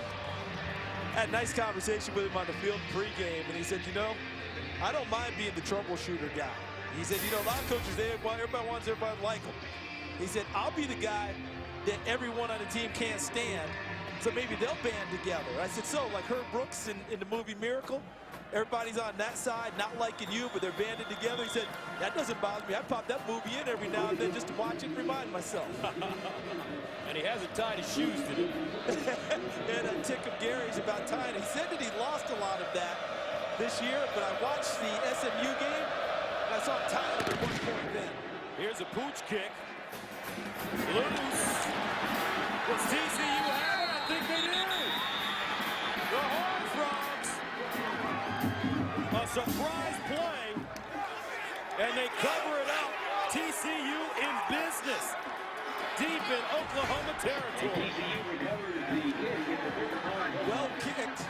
And now you've got the tight end, Brandon Green, who has a chance to make a play, doesn't get it. And right there, number 26, that's Derek Kendrick, the safety, who comes up with the football. Bob Stoops not going to like that at all, the way that was played. And the momentum shifting to TCU. The payoff last time was only 3 points. They're going to try and put in the end zone hard on this one. So first down for the Horned Frogs. And they bobble the snap, almost lose it. And the center quarterback exchange has been shaky tonight for TCU. And this deep into the season, that shouldn't be happening. Trevon Boykin is not a switch change-up quarterback from before. That one never even got off the ground. Joey Hunt, the center. I mean, he never even picked it up. Trevon Boykin did a terrific job getting to the football, better than the shortstop in the Major League Baseball playoffs. So second and 14 at the 39. Boykin steps up in the pocket, wants to run. Nice move, Boykin. And he'll snake down at the 27. On second and 14, he gets 12. And that competitive fire we showed of Gary Patterson, his team has it too. Look at Boykin running with a purpose and running to try and get his team back into the game. 2:34 to go, third quarter. Horned Frogs driving.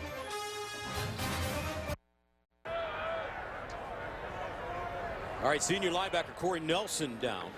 Remember last week against Notre Dame, he opened the scoring with a 24-yard pick six. The first interception of his Sooners career as he gets up. And the first pick six by a Sooners linebacker since Curtis Lofton in 2007. So gifted athletically, they made a decision this year. They didn't want to take him off the field. Last year, they thought he was on the bench too much. They tried to match up versus these spread offenses. They realized he's one of their better players. Why is he over there next to us? Well, he is now due to injury as TCU's drive continues to mount. Third down and 2 of the 27. Horned Frogs 1 of 10 on third down conversion. Trips at the top of your screen. And a timeout by Oklahoma. Are they out now? Is that it? They have one left? 30 seconds. One left.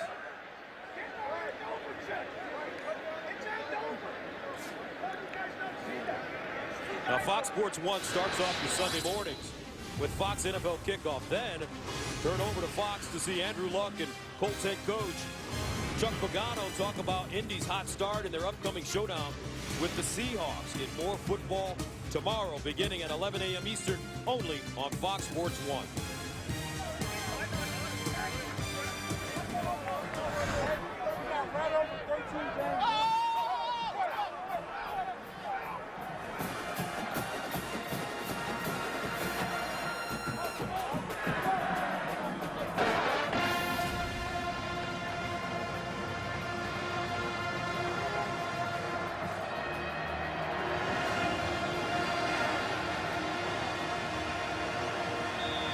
Third and 2. See how the momentum shifted there. The number of plays in the third quarter tilted in a big way towards TCU. Boykin handing it off. James picks up the first down. Raymond James gains 4 on third and 2. Oklahoma just took a timeout because they weren't aligned correctly. But look here. They come out of the timeout, and they're still talking to each other about proper alignment. Who's supposed to be where? Head coach Bob Stoops involved now, making sure everyone's in the right place. First down at the OU 23. Horned Frogs down by 10. Catalan stood up and driven backwards.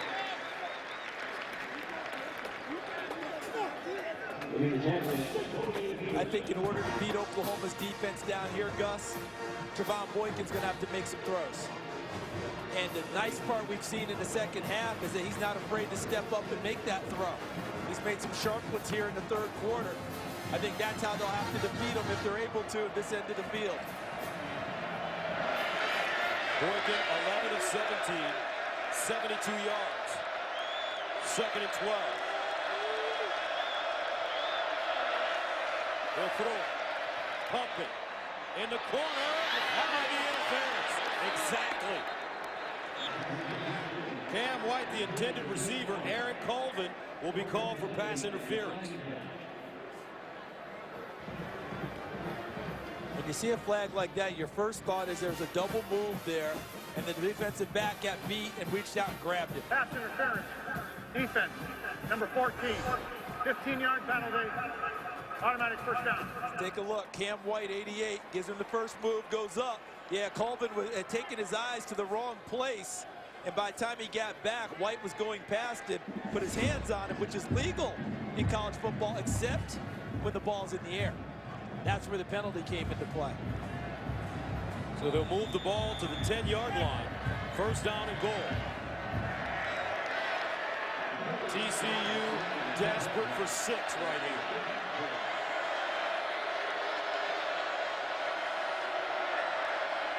Here's the option. Boykin down at the 2.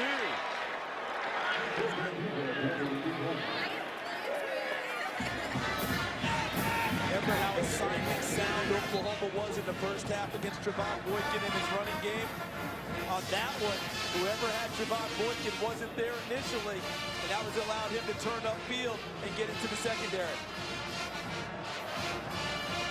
So that brings up 2nd down and goal at the 2-yard line.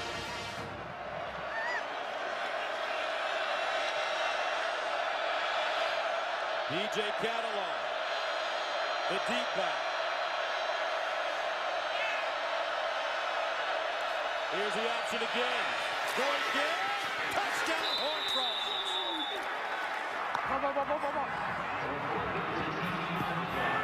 We told you, folks, they're a better second-half team, and they're proving it.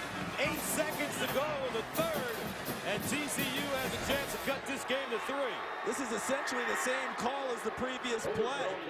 Zone blocking, good lead by James, 32, which allowed Boykin to cut upfield, but look at the power as he runs through the attempted tackle of Dominique Alexander to get into the end zone. Overchrome in to attempt the extra point. And he got it. So just like that, 8 seconds to go. Things starting to heat up here in Norman.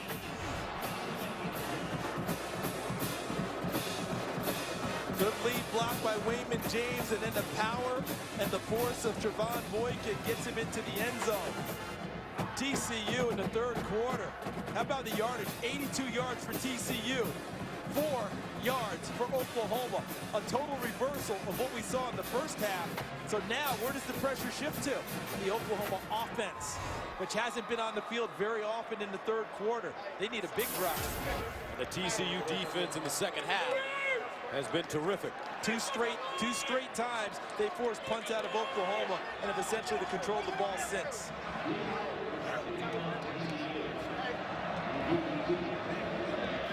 Zip in the 3rd quarter, TCU.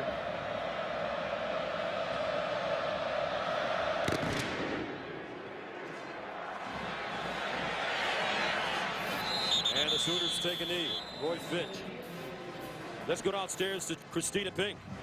Corey Nelson might be resting for a while. The training staff was looking at his left shoulder. He could barely move his left arm over his head. Looks like he's feeling some tightness and discomfort. But right now, he's still on the bench with the trainers, but we're keeping an eye on it. Thank you very much, Christina. So Blake Bell, there's Corey Nelson. And that would have been him, Gus, on the touchdown won by Trevon Boykin. When Dominique Alexander tried to make the tackle, that's Corey Nelson's spot. First down and 10 at the 25 for Oklahoma. Roy Finch in the backfield. Play fake. Bell will roll out of the pocket. And knocked down. I'll tell you what, Jason Verrett. Folks, he may be one of the best that we've seen in the last few years.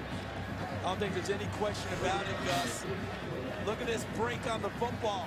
Not the first time we've seen that tonight. And does a nice job coming around the body of LaColton Vester to knock the ball away. 2nd and 10 at the 25. There's Verrett. Blake Bell 0 for his last 6. Finch. And he won't get back to the line of scrimmage. Chris Hackett with the tackle.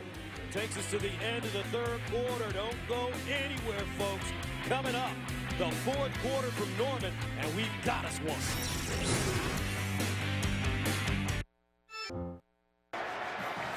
Let's take a look at the 4-game summary, score by quarter.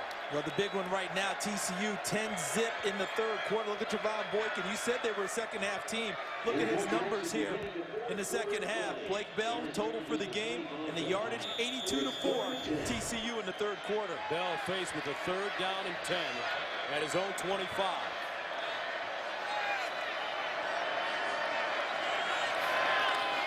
Bell under pressure. Bell hauled down from behind at the 26 by Terrell Lathan. 3 straight 3-and-outs in the second half for Oklahoma. And look at what we have here. Here's Lathan, number 90, but he gets plenty of help from the rest of his mates up front, including Devontae Fields at the top, number 95. They collapse, squeeze the pocket, then Lathan hauls him down and finishes off the play to force the punt. Jed Barnett will send it away. Brandon Carter back deep this one. Fair caught at the 37. A 37-yard punt. Trevon Boykin has been a different player in the second half. That was off the flea flicker there where he came off the initial guy and hit his second target. That was 4th down, big completion to Slanina. And then another one, and then the big payoff run. Boykin on the option gets into the end zone to get TCU to within 3 points. So is there a flag at the end of this play? Must have come in really late. Offside. Defense, number 29. Penalty is declined. First down.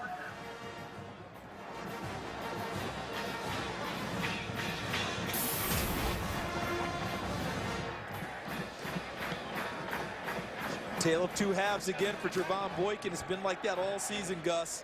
Look at these numbers. 17 yards throwing the ball in the first half. 55 in the second. And the total touchdown was the touchdown run by Boykin. Offside. Defense, number 29. Oklahoma wants to accept the penalty, make it 4th down, and re-kick.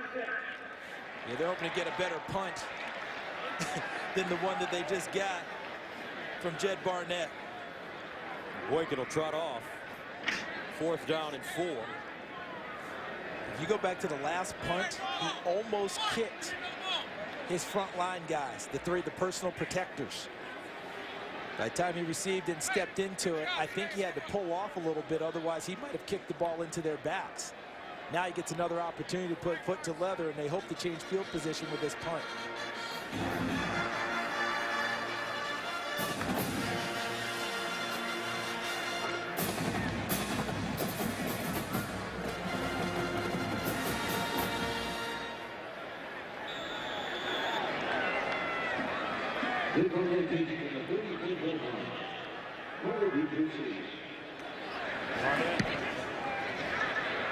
Much better punt. Carter at the 30. Got it up immediately as he goes down at the 29-yard line. Bester with the tackle on special teams, but here come the Horned Frogs trailing by 3.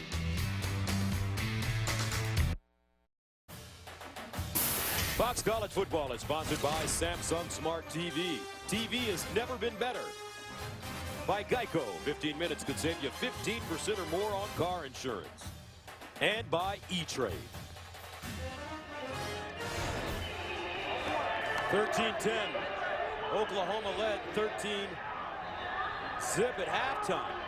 But Gary Patterson, or Coach P, as he's affectionately called, this team making a mark for themselves in the second half. First down at their own 28. Boykin, play fake. Boykin lets it fly. Incomplete. Whoa! He had Deontay Gray wide open. Just not enough arm to get it to him.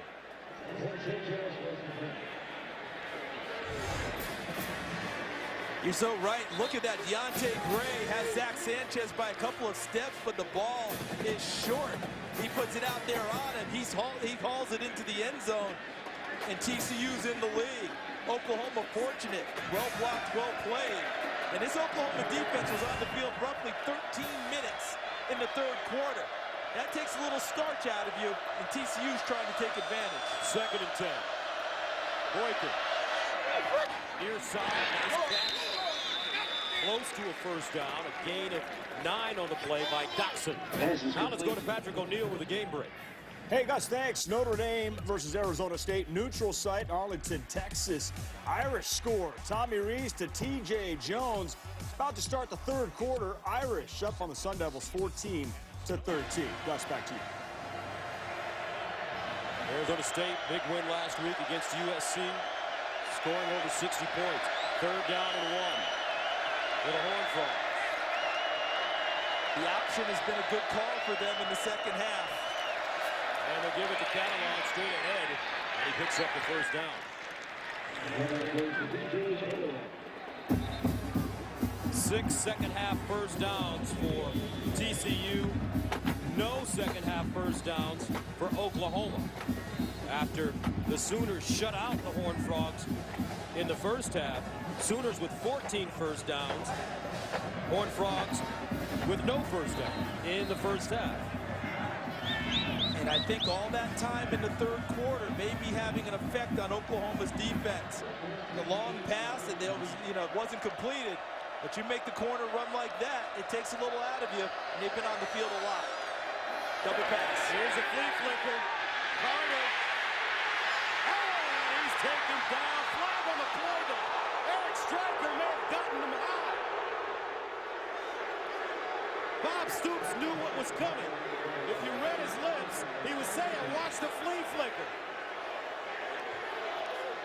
And he's saying he got his jersey on the tackle, not anything else. Let's see. Personal foul. Face mask. Defense. 15-yard penalty. First down. Gus, the head coach of Oklahoma, snipped it out perfectly, alerted his guys, and then they played it. Let's see here at the end. Right at the top, and yes, Eric Stryker up into the mask. That sure looked like the mask there. I'd like to see it again because he's up top. Called the flea flicker, and now the call going against his Sooners. So instead of a loss, TCU gains 11 yards. 1st and 10 at the 46 of Oklahoma. Boykin, near side, Cam White. And Cam White gets to the 42. A gain of 4. Quentin Hayes defensively for the Sooners. In the first half, TCU could make no headway, and Oklahoma was always getting off the field defensively. In the second half, no matter what they do, Oklahoma can't get off the field against them. Penalties, other plays, even a big play in Oklahoma's direction turns into a penalty and keeps drives alive. A concerned look on the face of defensive coordinator Mike Stoops. 2nd and 6, justifiable. TCU in rhythm. Boykin, almost picked off. Sanchez had a touchdown in front of him, and that may have gone right through his hands. Look at him drive on the football. We saw Jason Verrett do that all night long for TCU. Sanchez does the same and should have probably come down with the football. Goes right through his hands, gives new life to TCU in a 3rd down. 3rd and 6 at the 42.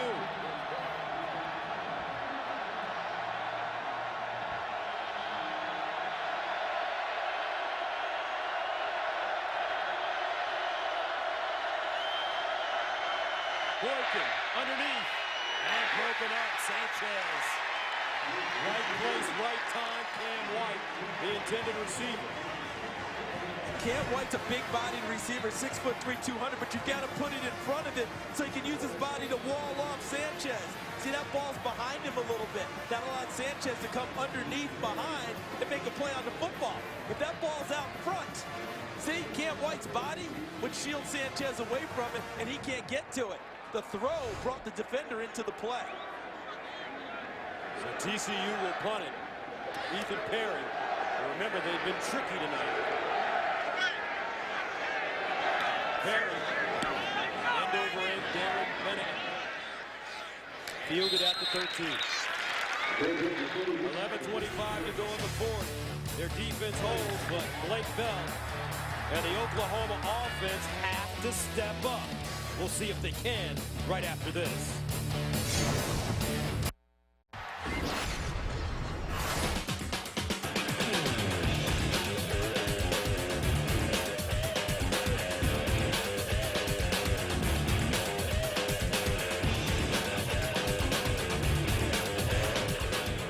Been a physical football game tonight here in Norman, Oklahoma. Only 5 yards of offense in the second half for OU. 3 3-and-outs. Bell. Saunders. They'll get out of bounds at the 20-yard line. Prior to that completion, Blake Bell was over his last 6. Really like the call, though, by Josh Heupel. If you look at the offensive plays, 12 total yards, 10 plays for Oklahoma. I like the call, though. You figure you're going to stack it and try and run it deep in your own territory. Give a nice little safe pass off the play action. Gain themselves a little bit of ground in second and short. A 7-yard pickup. Heupel. Far side this time. Shepard will pick up the first down and more. So back-to-back 7-yard gains for the Sooners. One thing about these two teams with the personalities of their head coaches is that neither one of them goes turtle, do they? Nope. They don't go into a shell and back off. Both of them will continue to be aggressive no matter what the situation. First down to the 27.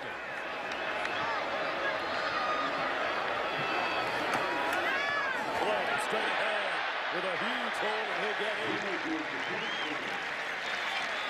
Marcus Mallett with the tackle. But the offensive line for OU firing off the ball, led by Gabe Eichner. This is where Bill Beatenbow, the new offensive line coach, you know what he's been talking about since the spring. There will come a time when you're going to get challenged in a big way, and you have to have a drive. In this season, this is that time.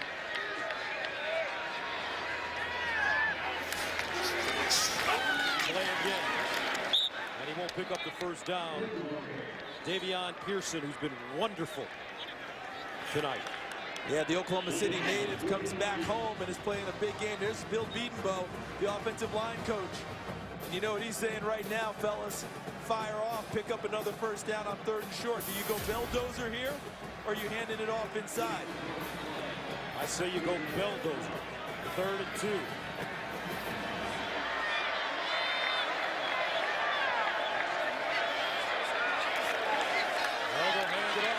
Williams, and he'll push forward. Looks like he gets it.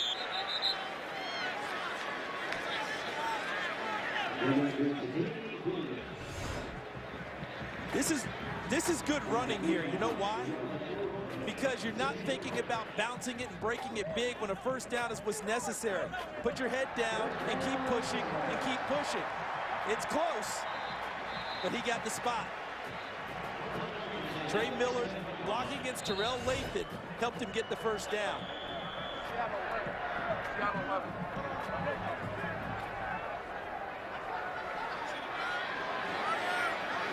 From the 37.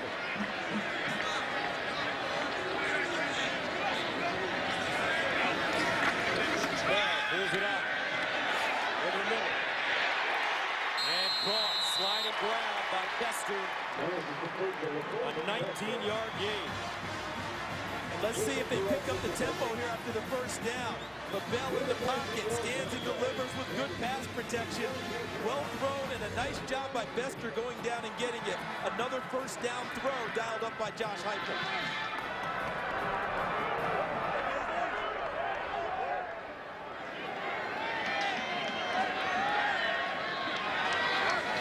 Here's Bell. Underneath, Shepard. And he's roughed up at the line of scrimmage. Chucky Hunter, who's also been a wall on that defensive line, comes up with the tackle. That's a big league play by Hunter, wasn't it?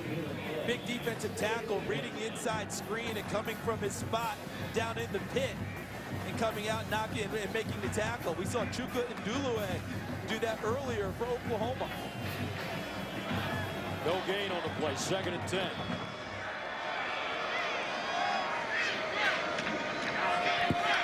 Blake Bell. From the pocket, incomplete. Intended for Saunders. Bell with no fear of the oncoming rush. But the pressure is getting to him a little bit. You notice on the last throw, that was mostly an arm throw. The feet were not clean in front of him for him to step in and make the normal pass. Thus, he was high on the delivery. So a big 3rd down and 10 for Oklahoma. Can TCU's defense get him off the field again? Bell. With time. Bell. Bounces out the pocket. Bell in trouble. Bell lets it go. Good catch. Great coverage by the Horned Frogs secondary. And the Sooners have to punt it again. Is this picture familiar? Because it's been like this a lot tonight. The coverage downfield. Where do you go with the football if you're Blake Bell? Look at that. Look at this over here. Who's open? Someone tell me. Because there's really no one there because Bell's on the move. He can't set his feet and throw it. Tries to get one to Saunders, out of bounds. TCU secondary is something else. So Brandon Carter at his own 10. This one popped high in the air by Barnett.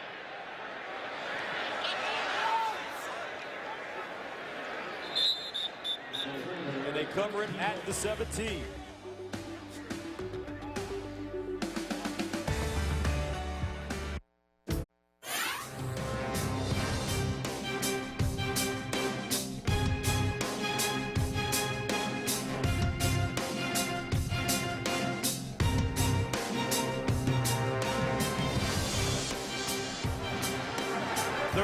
To 10 the score. Oklahoma, as the Horned Frogs come back on the field.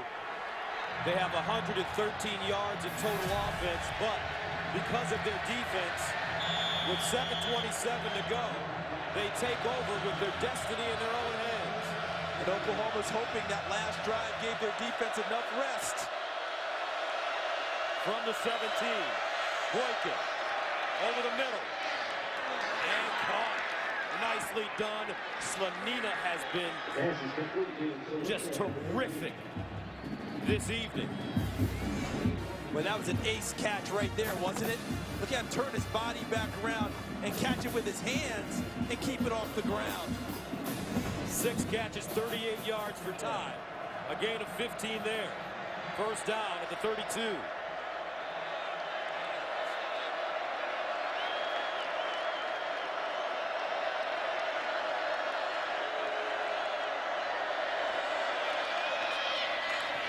It off. Raymond James stopped by Frank Shannon after a 3-yard gain. On that last play, Gus, TCU set their wide receivers very wide. They went to what we call a super spread, trying to make sure now that they can uncover where the pressures are going to come from Oklahoma. You see them more clearly when you spread them out that much more. An injured Sooner on the field, Julian Wilson. Outside linebacker Richard, sophomore from Oklahoma City. They've already lost Corey Nelson to injury.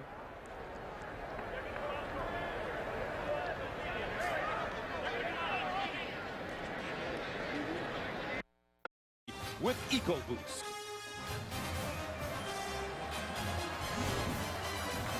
Thirteen to 10. Corey Nelson pads off, nursing that left shoulder. Julian Wilson had to be helped off the field.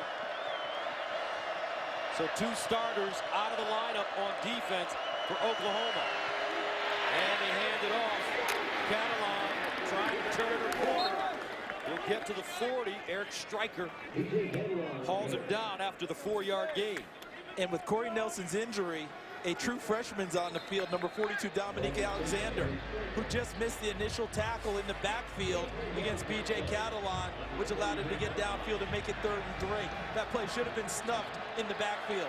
And there's Cos Everett, number 23, in the game in nickelback now for the injured Julian Wilson. 3rd down and 3 at the 39, 5:50 and counting. Empty backfield for Boykin. And he throws this behind his intended receiver, Carter. And that brings up 4th down and a major decision.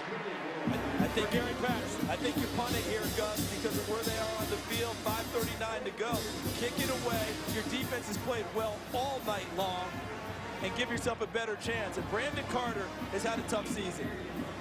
He's a guy that they're counting on to be terrific, and he hasn't shown what he normally can show. Broken hand in camp, and has probably never really recovered overall.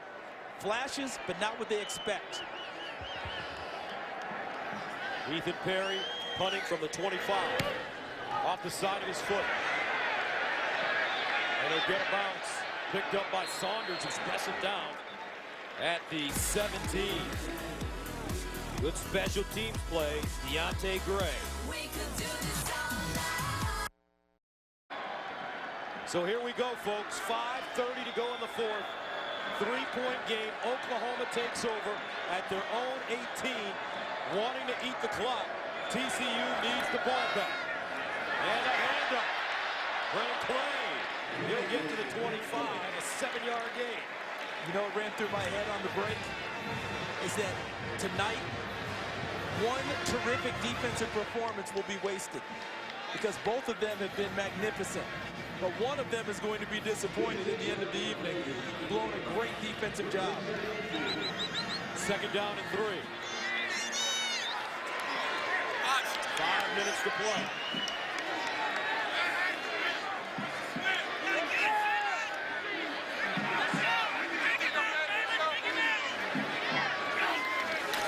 Another handoff. Left flag. Breaks it. Watch out. At midfield. Does he have the speed? Yes, he does. Touchdown. Audio.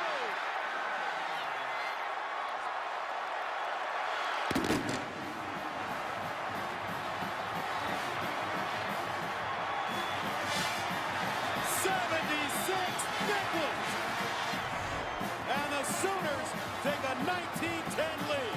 Play's supposed to break here, but the hole comes back here. Watch the vision of Clay. Right there, look at that. And now, it's just straight sprint.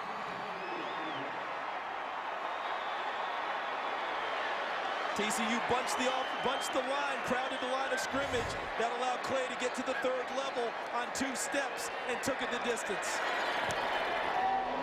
Extra point good.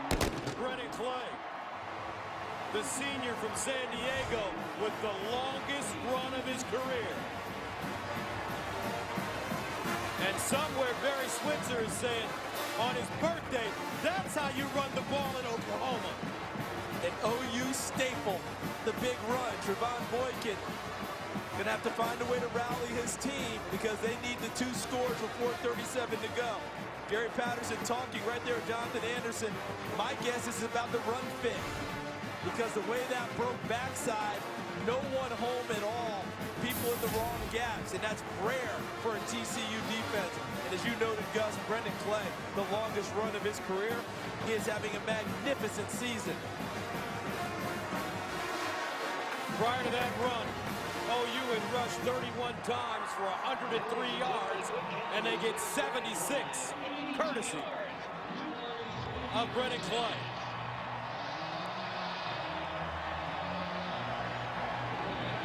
How about the vision of Clay on that play, Gus? That ball was supposed to go to the left side.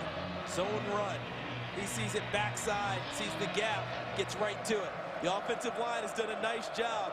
Big guys up front, Gabe Eichert. Of course, Neela, Kalasati, Bronson Irwin, Darrell Williams on the right side on that play.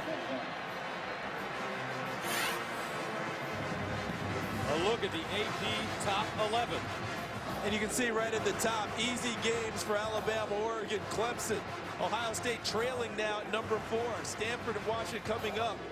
Georgia barely survives Tennessee in overtime. Louisville easy. Florida State monster win over Maryland. A&M idle.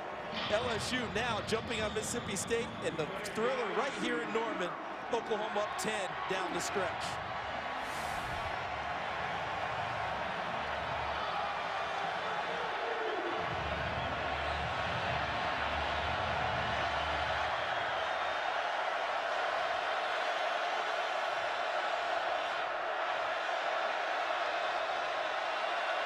Boykin breaks contained. Boykin throws on the run. Caught! Porter out of bounds at the 30.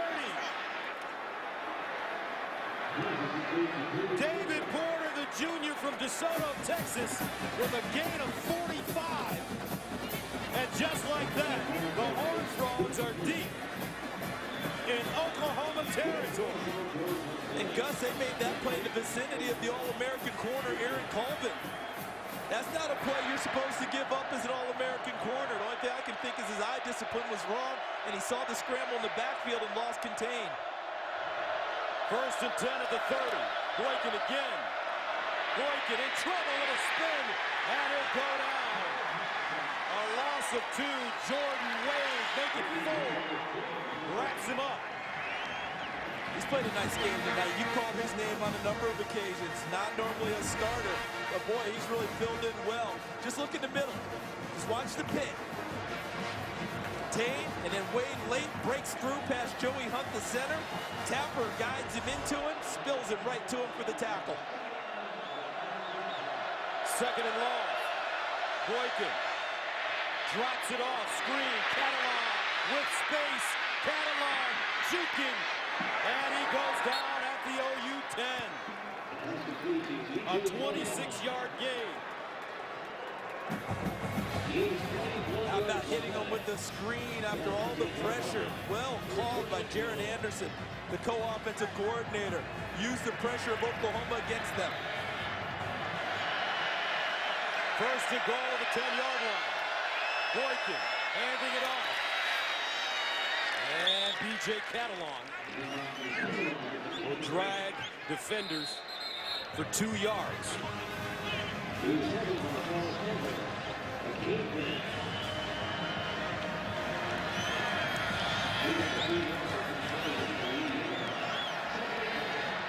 Second and goal at the 8.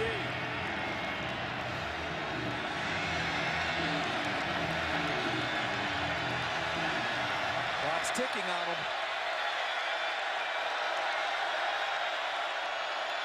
Boykin. Rolling. Boykin. Running. Boykin! Touchdown TCU! Wow!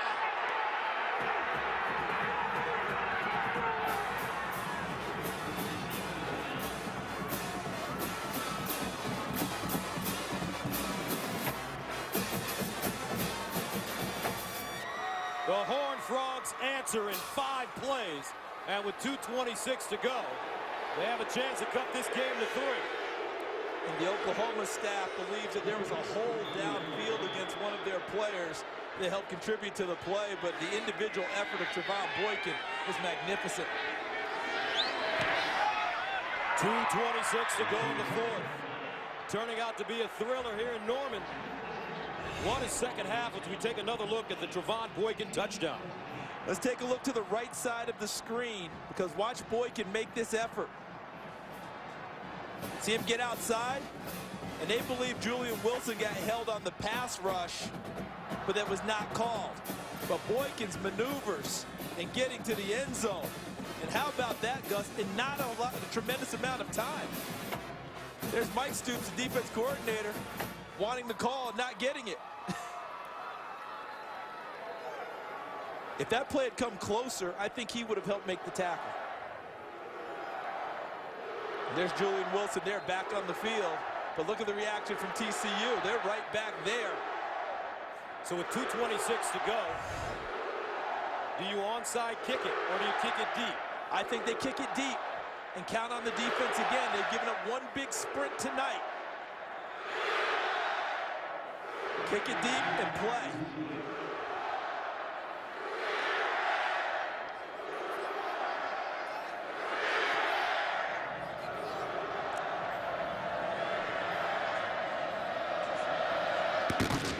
And they kick it deep.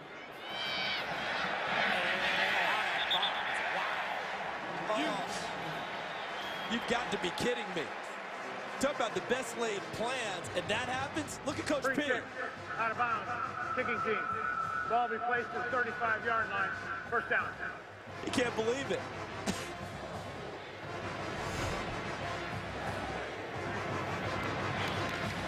You kick it out of bounds? You know what he's thinking? This is all you do all day.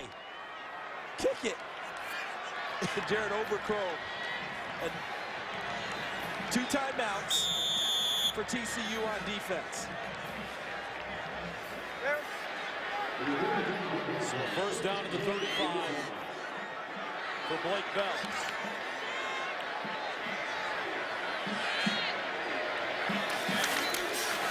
He'll run it. Bell. Oh, beautiful open field tackle by Chris Hackett. And a timeout called by the Horned Frogs. On next Saturday, the American League's best teams will look to their brightest stars to lead them to victory in the ALCS and move them one step closer to the World Series. The Legends are born in October, and our coverage of baseball's postseason begins next Saturday at 7:30 p.m. Eastern with Game 1 of the ALCS only on Fox. Now, a big decision has to be made by Josh Heupel and the offensive staff at Oklahoma. How important is this first down to you in possession? Because your defense just gave up an easy, when I say an easy, relatively easy touchdown in a short amount of time. Is possession more important to you than kicking it away and playing defense? Meaning, do you try and bleed the clock and just take 3 downs, run the ball and kick it to them? Or you try and get a first down, make them use all their timeouts and go? We'll see now here on the second down call which way Oklahoma's leaning. Second and 11. Damian Williams in the backfield behind Bell. Bell wants to run it with a hole. Blake Bell, first down OU. That's a big one there.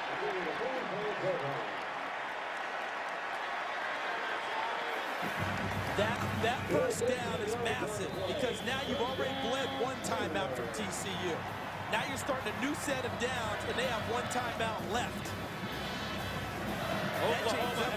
Oklahoma had 4 quarterback rushes of 10 or more yards all of last season with Bell and also Trevor Knight. They have 18 this year, 3 tonight. I don't think any bigger than that one right there, though. First down and 10 at the 47.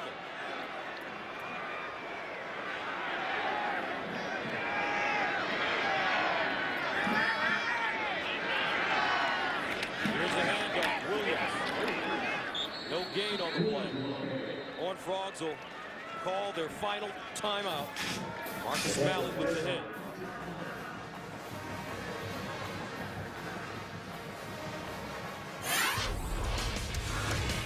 So let's recap it for you. The big special teams play off of the kickoff. Oklahoma can't get the ball. Derek Kendrick does, and that leads to this. A touchdown run by Trevon Boykin, and TCU's back in it. And Oklahoma appeared to about put this game away. 76-yard sprint by Brendan Clay on their previous offensive possession. But TCU not done fighting. A big pass from Boykin deep downfield, and he finishes it off with a run into the end zone to take us here. 20-17, Oklahoma with 1:30 to go.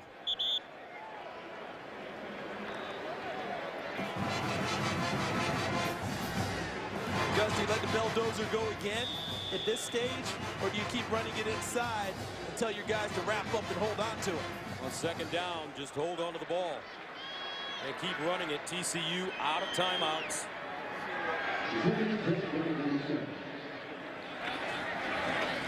Here's Bell. Cuts it inside.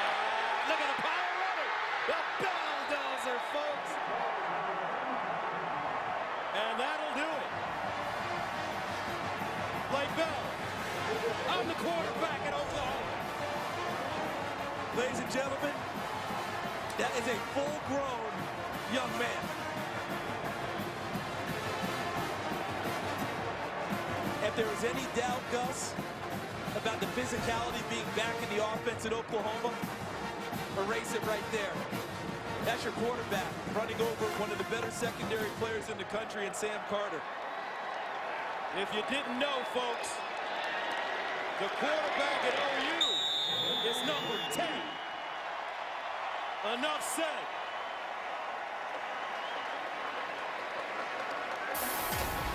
As you take a look at what's coming up, Red River Shootout next week. Texas wins by a hair against Iowa State on Thursday. Then Kansas. And if Coach Stoops can get by those two, we may see a heck of a ball game when Texas Tech comes to town. Talk about a stretch there at Texas Tech and then Baylor on a Thursday night game in Waco.